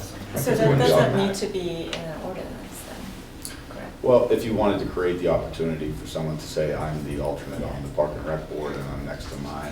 If we want applications, yeah. So is that the rule for every committee? Every commission? No, every commission is different. Again, particularly for planning commissions and hearing boards, there are more specified roles for the alternate, and when the alternate can come in and take action on behalf of that board when there's an absence. This is just a citizen board.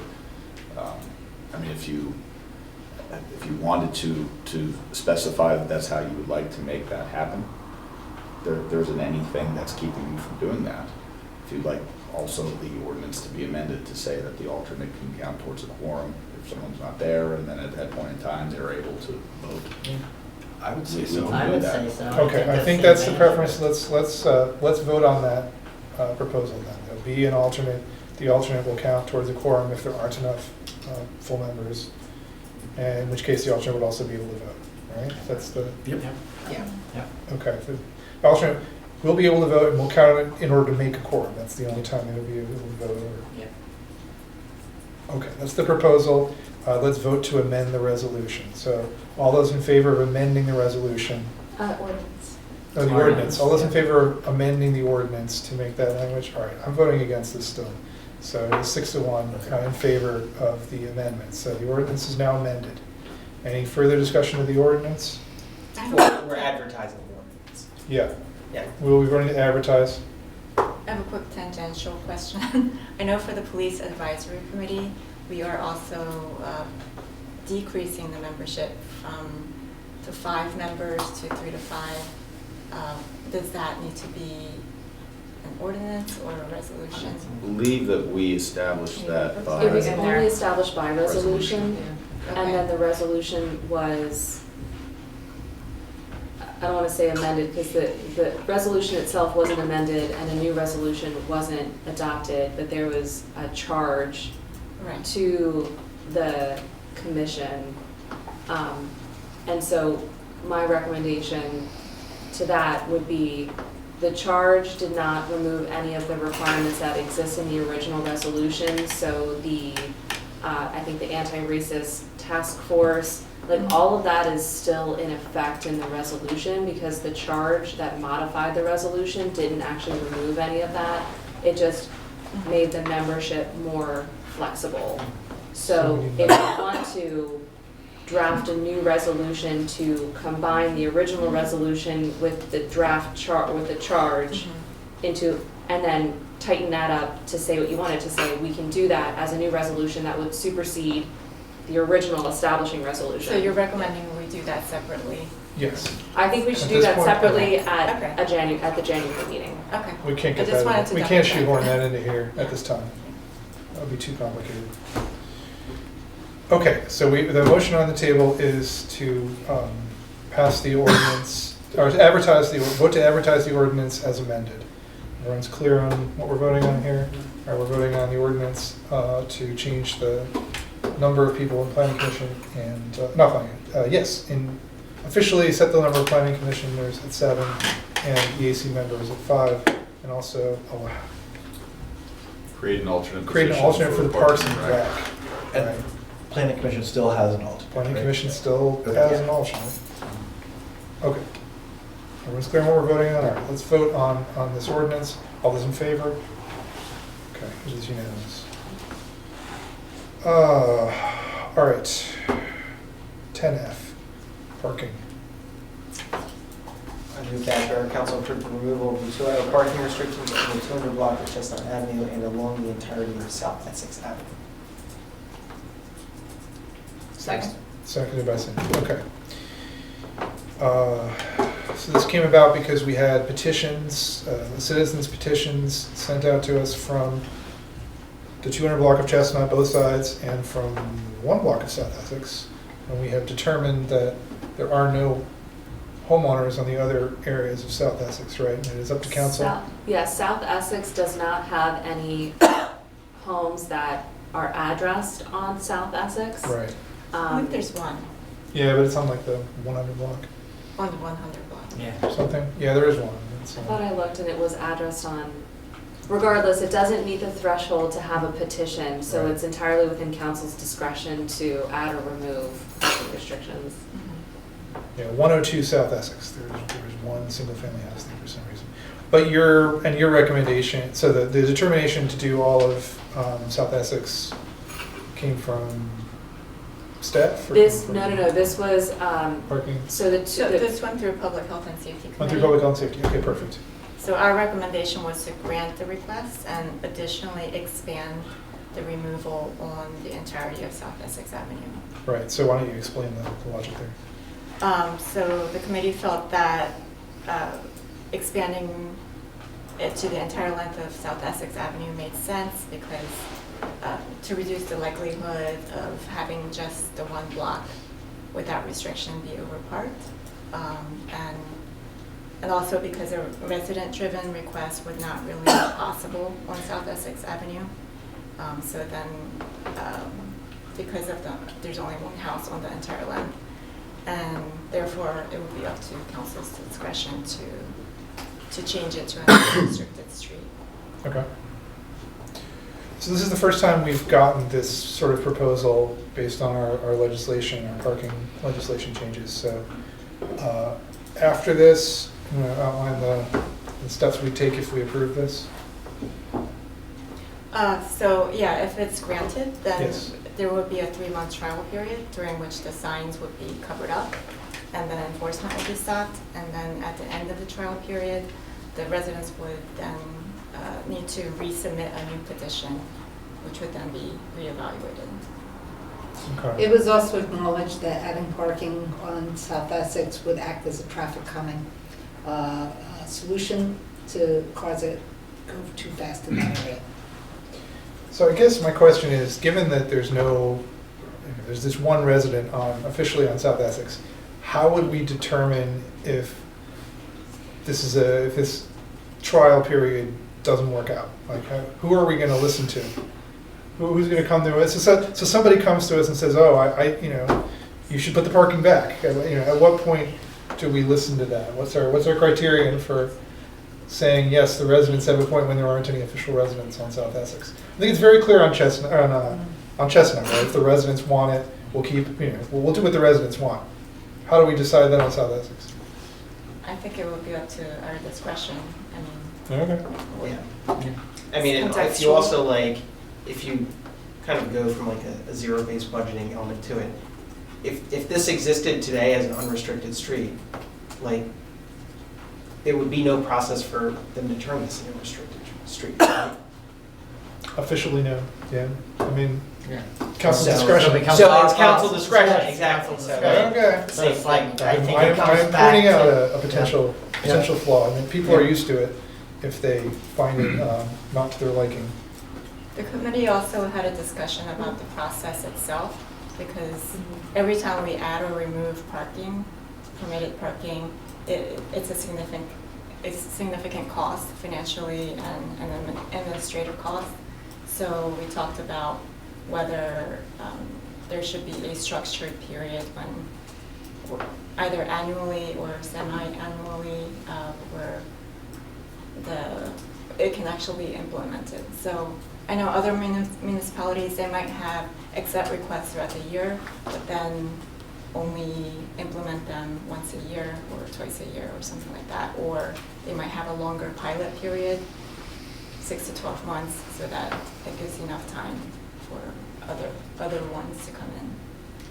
Okay. And just quickly to kind of further explain what Jean was saying here, currently, right now, in order for us to enforce the no parking regulations, all of the streets that have 2-hour restricted parking are codified in our ordinance. Mm-hmm. So if this then, after the trial period, the petition is filed by the residents to remove the parking, then we would have to go in and amend our ordinance to remove those streets from the ordinance. So that requires drafting the ordinance, advertising the ordinance, and then adopting the ordinance, and then codifying the new ordinance. So all of that is additional funds that we would spend for the actual modification to the ordinance. So there is administrative material costs associated with this. Okay. If you want to make suggestions on how to handle this administratively in the future, I think we'll go ahead and adopt whatever I support, protocol you like. yeah, I support Jean's recommendation if we would want to kind of have a set time period for this, for the addition of or removal of, should only happen at designated periods of time, so that we're not doing this on an ad hoc basis, so that if we get multiple requests, then it all gets lumped together into one ordinance amendment, so that we're not doing this multiple times throughout the year, because it does add up. All right. Pick a slow month. I'm sorry, do they exist? Don't make it in November, December. July, June, summer, I don't know. All right. Budget season. Well, sure, I don't have an objection to that plan. I don't think anybody on council has an objection to that plan. Meanwhile, discussion of the actual petition. Anybody have? I mean, we already discussed it and recommended it. Yeah, So. public health and safety. All right. It's unanimous. All right. Okay. Once again, this is operating by the procedure that's in our prior ordinance about parking regulations. So. Resolution? Am I getting it wrong? It's in our code, darn it. It's in our code. And this is specifically articulated in our resolution. All right, fair enough. 2023-14, I think maybe, but it's in the resolution. All right. Nonetheless, established procedure, even though it's the first time I think we're removing parking restrictions. We removed it once before. Did we? Mm-hmm. Where? It was the meeting, we added one where people came in and said, oh, we've historically had this. Yeah. And then we, at the same time, we had a single resident who was the only addressed person on the street who came in and said, yeah. Oh, it's the Windsor, okay. Yeah. Oh, right. Well, we didn't remove No, it. the Windsor No, one, we gave Windsor her one an was extra different. permit. The Windsor one was Yeah, different. we gave an We extra gave them a permit. permit. There was a Sorry, different street at that same We meeting. decided we when didn't want to it out. do it. We didn't change the All right. ordinance. We just- Nonetheless, All right. what's on the table is to remove the 2-hour parking restrictions on the whole of South Essex and the 200 block of Chestnut, both sides. Right? Yep. All those in favor? Okay, it's unanimous. We'll see how this works out. 10G, employee handbook. I move to amend the employee handbook as set forth in the packet. Okay, is there a second? Second. All right, Maggie? So this is just a really minor change related to work hours. We have 2 employees who are currently classed as exempt employees, but under the Fair Labor Standards Act, they should actually be non-exempt employees. And currently our employee handbook only imagines working hours for public works non-exempt employees. They work different hours, so we just wanted to make sure that we appropriately capture the working hours of our non-exempt administrative employees. You're not going to bring them in at the crack of dawn? They will not be coming in at 6 o'clock now. And not like staying overnight when it's time to plow? Correct, yes. So this is just, this doesn't change anything about anybody's working hours, this doesn't change anything about anybody's hourly or their overall compensation. But they're going from a 40-hour work week with a 1-hour paid lunch to a 35-hour work week unpaid lunch. So their compensation though will remain the same. This is just to set it up for us to ensure that we can accurately manage their time and payroll. All right. Any comments or concerns? Looking at you, Mr. Employment Lawyer. No, so Jim had a question, which maybe I can just explain. So it actually, the only way it affects their pay, technically their hourly rate of pay changes. So the only way it would actually affect their pay would be to their benefit if they worked over 40 hours, because they now have a higher hourly rate. So if they ended up with overtime entitled to 1.5 times pay under the Fair Labor Standards Act or the Pennsylvania equivalent, it actually gets more money. Okay. So you just need to know that. I mean, it's not likely to happen. Either of these employees typically work overtime, and they'd have to get to beyond the 30. Now they're working 35 hours, so they have to get to 40 hours plus to get that time and a half. Okay. And overtime has to be approved by the manager, so yeah. It's extremely unlikely that this will ever happen. We don't require these employees to attend evening meetings. We don't ask them to work beyond the designated work hours. Okay. Any other discussion? All right, let's vote to approve these updates to the employee handbook. All those in favor? Okay, it is unanimous. 10H is the striping program. I move that Borough Council approve and authorize implementation of the Price Avenue pilot program in accordance with the Pannoni plans dated February 12th, 2025. Second. Seconded by Cindy. All right. Didn't we Yeah. we rejected the, no, but the Yeah. Pannoni plan had the recommendation of changing those 2 spots, right? And Right. we said we weren't going to do that. We can But amend this is from February. Oh, the February Yeah. plan. So it's the Okay, original okay, striping sorry. plan. Yep. Okay. The original plan. Jeff, Maggie, I don't know who wants to summarize you. Jeff, I think this is Jeff. striping, Striping. Price Avenue. I could summarize it. Yeah, You know, summarize we it? talked about it a lot last Yeah. week. Not much to say. All right, Jean, go ahead. We'll Yeah. let Jean do it. Based on concerns expressed by some residents about the driveway egress issues caused by the striping, the engineer had provided an amended plan, so we discussed that. And the general consensus from the residents was that the amended plan did not resolve those issues. And additionally, Chief String expressed concern about the amended plan as well, as it removed striping on the south side of Price Avenue. And he said that would affect fire truck access to the driveway leading to the multifamily building, which was necessary to access that building. So even though the majority of the feedback for the original striping plan was positive, there were concerns about striping causing the blocking of the driveway egresses, and then additionally there were some separate concerns about speeding. So this plan that we have before us is, This is the original plan from February 2025, and it's also what's currently on the street. It's what's been piloted. okay. And the responses from the residents from the pilot have been mostly positive? It was mixed. A slight majority was positive. Yeah, I would say that I felt like it was a little more nuanced than that. So it was mostly positive in what it achieved.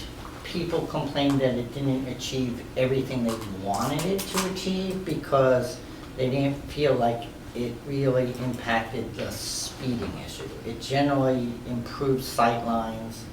It did create the ability to pull over side to side. Like, so the negativity was that in my mind, was that it achieved some of what they wanted to accomplish, but didn't achieve everything because, and in particular, people felt like it didn't necessarily solve the speeding problem, which, according to the data, is a perception. I don't want to say a perception more than a reality, but there doesn't seem to be as significant a speeding problem as people perceive it to be, or that the data supports. So that was one issue, but the second issue was that some of the residents also experienced driveway blocking issues because of the striping plan. It's a really over parked street. It's an over, like, constantly.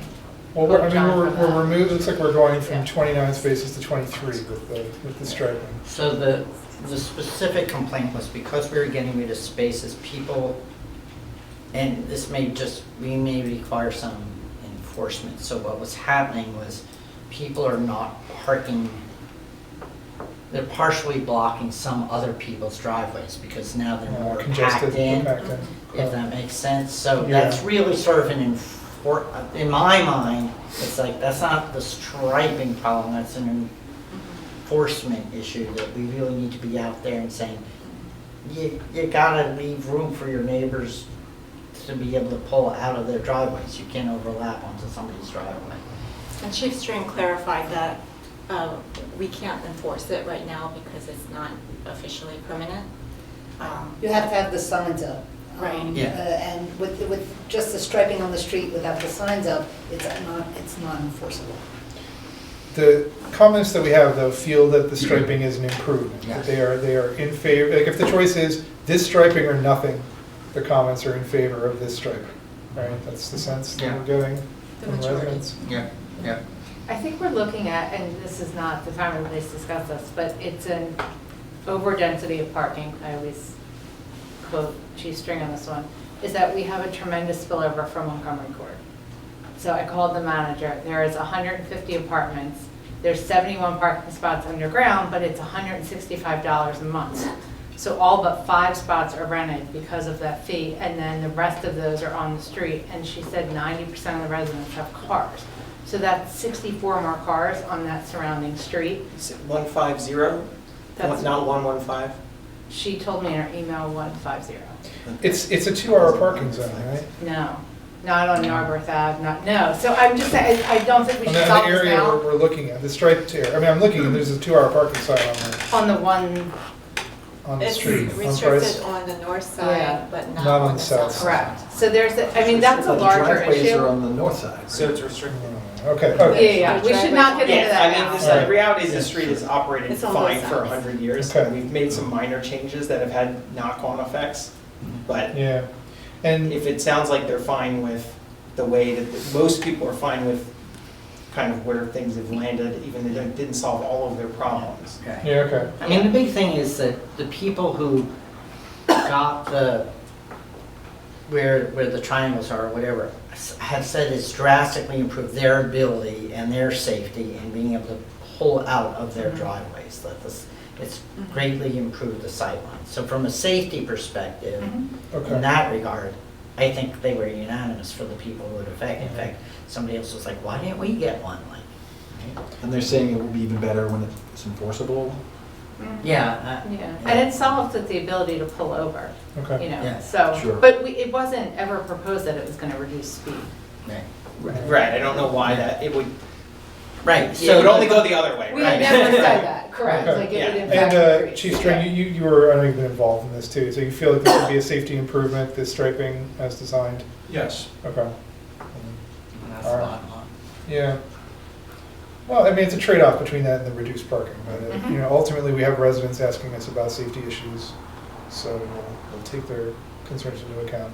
And I know it's been a long process. So if we vote on this, we're gonna call this permanent, and then we're moving on from this issue in the future, that we're gonna work on enforcement of the issue, of the rules, and the paint that we put in. That's the plan? Yeah, so the next step will be, we'll need to order signs. About how long do they take to come in?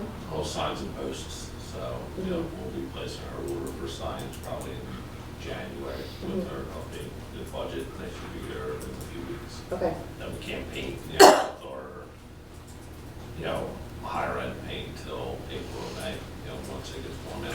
Okay. So it looks like we'll have the signs up by end of January. And then once the signs are up, then we can start enforcing. The striping will then remain in as-is condition until the spring, when temperatures warm up enough for us to apply the permanent paint. Okay. But once the signs are up, Chief String can direct his staff to start enforcing those Right. regulations. Okay. Any other questions or comments from council? Sorry, this is not something I've been involved with, so I just had some questions. I mean, I know council's discussed it, but I've not been following the discussions in public health and safety, where I know it's been extensive. So let's vote on 10H. We're voting to authorize the February, why don't you give me the wording here? Approve and authorize the implementation of the Price Avenue pilot program in accordance with the Benoni plans dated February 12th, 2025. Okay. That's what we're voting on. All those in favor? Okay, it's unanimous. Thank you, everyone. Information items are in the packet. We don't usually get an Amtrak bridge update in the packet. Do we have an update, Maggie, or anyone? Sorry. And we have an update on the bridge, or? Currently, not much is happening. There's been a lot of chatter in our staff meetings just about utility coordination. So there's going to be some new utility poles delivered to the site. So if you see large utility poles there. They're there. They're there, okay. I was going to say they should have been delivered this week or end of last week. Tangible things are good. So you'll start to see some existing utility poles come down, some new utility poles go up, and then you're going to start to see some relocation of those utility lines. So that's where that's the kind of ongoing work that we are seeing right now. Okay. People see it, take pictures, send them to Kelsey, so she can put them on the website. That's right. Actually show that we're making progress. Okay. Let's move on to committee reports. So F&A just met. Yes, we did. We didn't have much time for our discussion items tonight, but we are, let's see, we have our ongoing review of board and commission charges. We're briefly discussed, and we'll continue to work on a reporting structure for all boards and commissions, and introducing the idea that each board and commission at least get a yearly report or a phone call or an update or something like that. Each provide. Each provide. Yeah, they're providing it to us, right? Yes. Okay. What did I say? Each get, but it just Sorry, making sure it's flowing to us, and not not from us to each them. provide us, yeah. Yeah, filtering up. Okay. I would like us to, and I touched on this at our meeting tonight, there is a frequently asked questions list from Berkheimer that they host on their own site, which is very helpful, but I'm proposing that we work on some supplementary questions for our own website just for EIT payers. And maybe just some scenarios, like, I work in the city, but my wife works in, another town, how do we file? Something like that, just just a couple more helpful tips on how to file your EIT efficiently and, so we can reduce some of the questions we've had. It would be great if they would answer those questions. If you want to come up with some scenarios, I will, have I them think answer it, then we can put them on our Exactly, website. exactly right, yes, but we may be the ones hosting that on our website, they're supplementary in nature, and show what they're hosting on their website. Okay, That's just have them do all the I'm one. saying. Okay. It's most of it. Okay. And we heard from Todd Bressie from the Planning Commission about the recodification of the zoning code. He hopes we might move on a schedule of considering advertising this in January and adopting in February. We've talked about that. Yeah, and I think the idea is that we get some kind of presentation next month from someone. And the idea, again, this is a policy neutral recodification of the zoning code, that nothing would change with the exception of just some cleanup language. And Well, they haven't had their actual discussion of this, though, so they still have to have a discussion in their committee before it comes to us. Oh, yeah? Okay. I mean, so it's, it might be a little ambitious. It may or may not come to us in We January. pointed that out. I said, they were gonna meet over Christmas break, and I said to Todd, I mean, he said he wanted to because they needed the full day, but I also suggested to him that he not feel rushed to get it to us in January if that wasn't happening. That was more important to get it right and accurate than to us, and I hope I didn't speak out of turn, but I really felt strongly I don't want that. to make our boards and commissions meet during Christmas. Yeah, I think, yeah, no, I think he said he was gonna He was, meet- no, gonna meet commission was one- not meeting. He was meeting with the Montgomery He was County meeting with Planning Person to just, they really wanted a full day of uninterrupted Yeah, a full going day. through. Yes. So it wasn't the full I mean, if commission. he's doing it voluntarily, I don't know. No, that's when he But, said he could do it. yeah. But my point was, I told them, like, I said to Todd, like, don't feel compelled, we know that that was the temporary timeline, but don't feel compelled to rush to get it to us in January if that can't reasonably happen. Like, they shouldn't be overburdened to do that. Yeah, it's not a big deal if it gets pushed back. So. All right, Yep. okay. Infrastructure, hasn't, did not meet. Public health and safety? Public health and safety met on December 12th. So in addition to our recommendation for Chestnut Avenue, South Essex Avenue, and the Price Avenue striping pilot, we also made recommendations on 2 other action items. So one was the gas-powered leaf blower, ordinance 1069 for gas-powered leaf blowers. That basically mirrors Lower Merion's recently adopted ordinance, and our solicitor added a few minor amendments. So essentially, the ordinance would enact seasonal restrictions on gas-powered leaf blowers for all Narberth residents, landscapers, and contractors beginning on June 1st, 2026. And then each following year would have increased seasonal restrictions until 2029, when a full year-round ban would begin.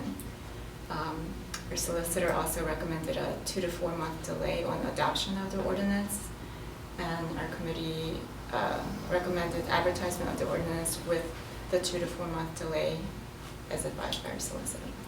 And so if that passes, the seasonal restriction would likely begin within a couple of months of adoption of the ordinance. And then we also, Stepney Place, we received a petition requesting permitted parking on Stepney Place. And the police conducted a parking utilization study, and Chief String provided a summary of the report. Essentially, over 5 weekdays, peak utilization was 58% capacity, lowest was 16%, and the average was 37% capacity. And he also noted that many of the vehicles were resulting from a construction project from across the street on Montgomery Avenue, indicating a short-term problem. So we had public comments at the meeting, and essentially the committee voted against recommending adding a 2-hour parking restriction on Stepney Place, and we encouraged exploring alternative solutions to address the driveway egress issues that the residents were expressing. So we talked about ADA accessible spaces or some no parking areas across from the driveway egress. How about cones? It's very Philly. Lawn chairs. Yeah, lawn chairs, there we go. South Philly number.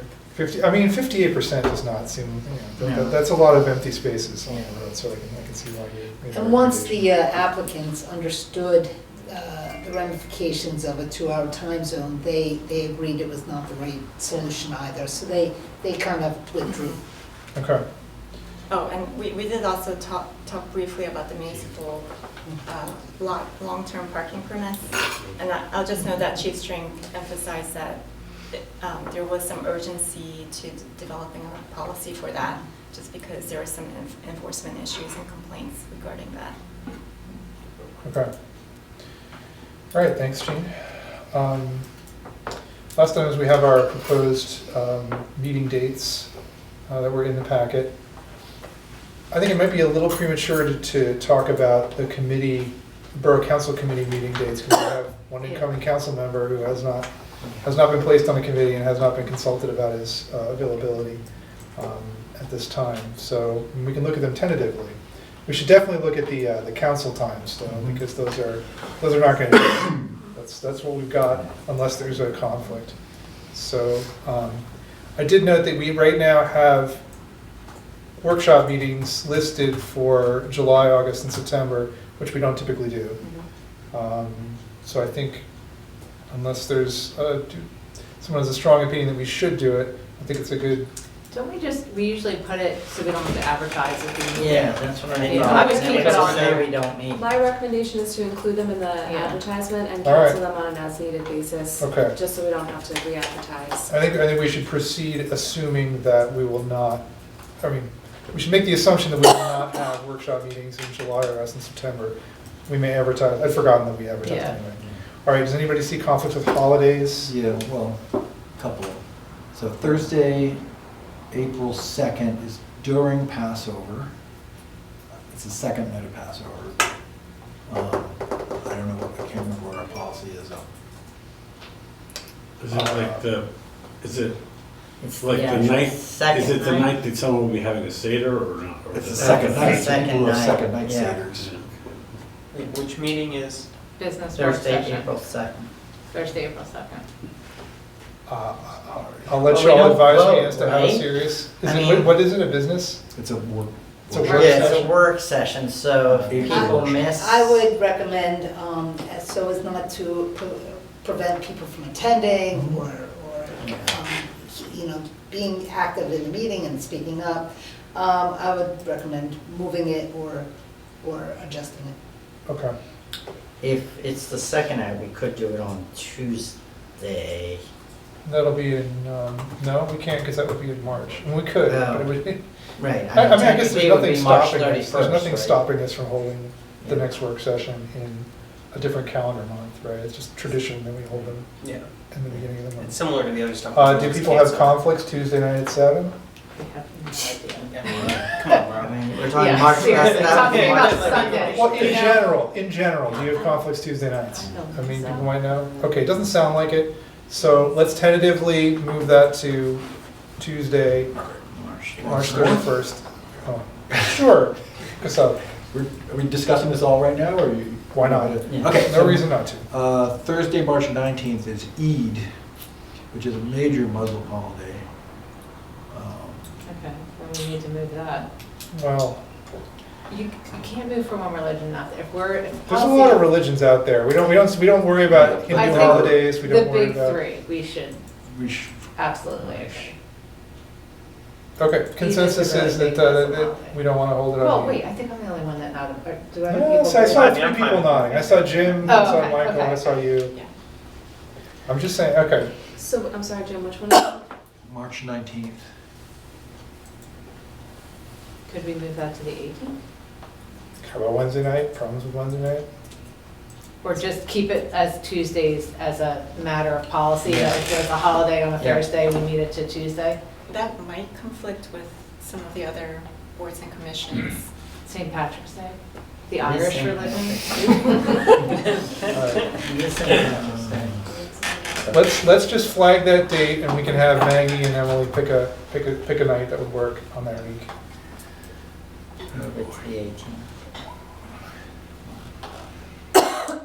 For the reorganization meeting,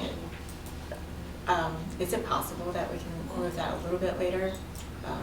I have something right before it. What time is it What scheduled time at is right it? now? It's at 6 p.m. 6 p.m. on the, on Monday the 5th. On Monday the 5th. Mhm. So we set it that way because Planning Commission meets the first Mondays of the month at 7, so we wanted the meeting to be done before 7. We could talk to Planning Commission if they would want to, if we push back to 6:30 and push them back to 7:30. I'll just have to, yeah. Oh, we're just But, coming in to swear in, right? yeah, you're not being No, sworn but in. technically, don't we have to vote for Yeah, you have to vote on president, us. vice president? We get, yeah, there'll be a reorganization vote for president and vice president of council, so that, you know, it could be significant. Well, I'm can we- not gonna ask you to Can we list that. say we'll start the We'll start swearing by in at swearing in. 6 o'clock and then? Yeah, the try swearing and in get has the to go reorg first at anyway. 6:30? The swearing in has to go first Can you do anyway. it, these two? Yes, but I think I'll probably just be like 15 minutes late or something like that. That's fine. Yes. We'll probably miss some of this running. Okay. So it's actually 6. We'll keep it at It's 6. at 6. Okay, reorg meeting, Somehow I know keeping it at it's 6. And we have to keep it on January 5th. That is a legal requirement. Yes. And I know it's, what, Three Kings Day, but we're still gonna do it. What? Yeah. Okay, I haven't found anything else yet. Good. Still trying to think of some things, Oh, dear. Just the Jewish holidays in September? I've cleared those, those are Okay. good. All right. Okay. Okay, so we're not approving the schedule at this time. This is just a general discussion. So we'll let Maggie and I look for conflicts on the new times that we found. Because I know October is also, there's a lot of Jewish holidays in October. Well, it looks like, I think Jim's already looked at like Yeah, the we candidates cleared there. from those that I can see. That's, Huzzah. we managed to fit around. Yep. Great, Yep. okay, all right. That never. Jim, let us know if there's any other dates that you see, Oh, or I anybody will. else, if there's any other dates that you There's flagged. always one that sneaks through though, somehow. Are we Yeah. just talking about council meetings right now? Yeah, well, I was saying that it's premature to talk about committee meetings because we don't know which committees Joe is going to be on and what his availability is, so I don't think we can set those times. But I will work on getting everybody's committee assignments set up so that you can set up meeting times to be advertised. When do we need to advertise the meetings? Well, we were planning on advertising all of them all at once. If we don't have the committee meetings set up, then we're gonna have to advertise that separately. Do you and need we it by to- January 5th? When do you need it? Now?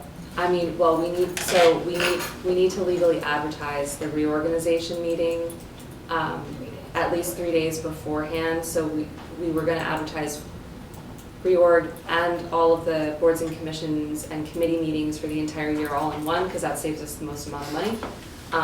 But if we're not ready to advertise on this, then we're gonna advertise the reorg separately, we'll advertise all the other meeting dates, and then if we're waiting to set the committee meetings, then that's a third advertisement. So it just depends on whenever, we just have to advertise before, 3 days before. So we would have to advertise, so I'm just thinking out this out loud. So then we'd January 2nd. advertise the reorg and planning commission in one, because that's January 5th. Because if we're not gonna set the other dates until after January 5th, then what's the next meeting in January that's coming up? Let's say I did manage to get everything lined up and we had our committees have their discussion. Like, if we got that to you Monday, Tuesday, would that be enough time for you to get this out? Like next Monday? Yeah.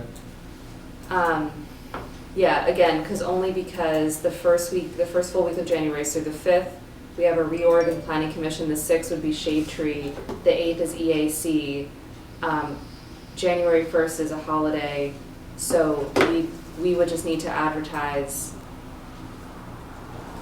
by the 30th, which would mean that we have to get it to the newspaper by the 29th to get it in. 29th, all right. I will try to, But we're, all right, so I'll be talking once again to everybody about committee assignments and we'll try to get this ironed out so that Maggie can do this efficiently. Yeah, we can touch base offline, but ideally I would like to have one advertisement for everything, because otherwise then we have to advertise separately, which is 3 separate advertisement fees. Okay. Don't re-advertise. All right. Always change it, another advertising. Yeah, well, we're trying to limit the advertising. It's more efficient to do it all at once. Okay. Yes. All right, thanks for everybody for this scheduling discussion. And like I said, I will hope to talk to you all about committee assignments. I think in general, people are maintaining their current committee assignments. So I just need to slot, I have not talked to Joe about his. Okay, any further discussion of the meeting times? Any new business? Fred, I did just want a quick mention to kind of piggyback off of what Jim was discussing with the Berkheimer. I did want to let everybody know that advertisements will be sent out by Berkheimer regarding the EIT increase that we implemented. So Berkheimer is going to be sending out letters to all active taxpayers on the tax rolls, as well as all businesses on file operating in the borough and all businesses operating outside the borough, which are remitting EIT on behalf of the residents. So one of the concerns that I've heard over the past couple weeks is folks were saying, I never got notification that EIT was even implemented in the first place.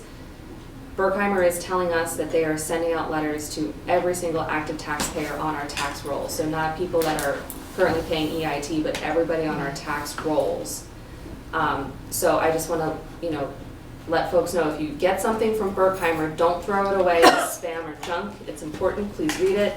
We're also going to be advertising this exact same information on our website, through our socials. So please spread the word to everybody that they're going to be getting this. Employers will be getting notification, but employees are responsible for ensuring that their employer knows that the EIT is changing, so that the employer can take out the appropriate taxes in their payroll. So it's everybody's responsibility to double check that their employer is doing what they need to do, and if they are self-employed, then they themselves need to implement the modifications to their own pay. Okay. Thank you. And yes, definitely open any letter you get from Berkheimer. Okay, any other old business comments for the good of council? I just want to thank everybody for their service and for working with me, and I really appreciate you guys. Thank you. I mean, somebody should make the motion. Well, I did receive a request for a brief executive session after this meeting to discuss the legal threat that we just received from the Sabine Conservancy. So I was going to ask for that. So I believe, because there's some things on okay, social media right now that I think are false. Really, I haven't seen this. All right, so we will have a brief discussion to discuss threatened legal action. After this meeting, we will not return to take a vote, and I will take a motion to adjourn.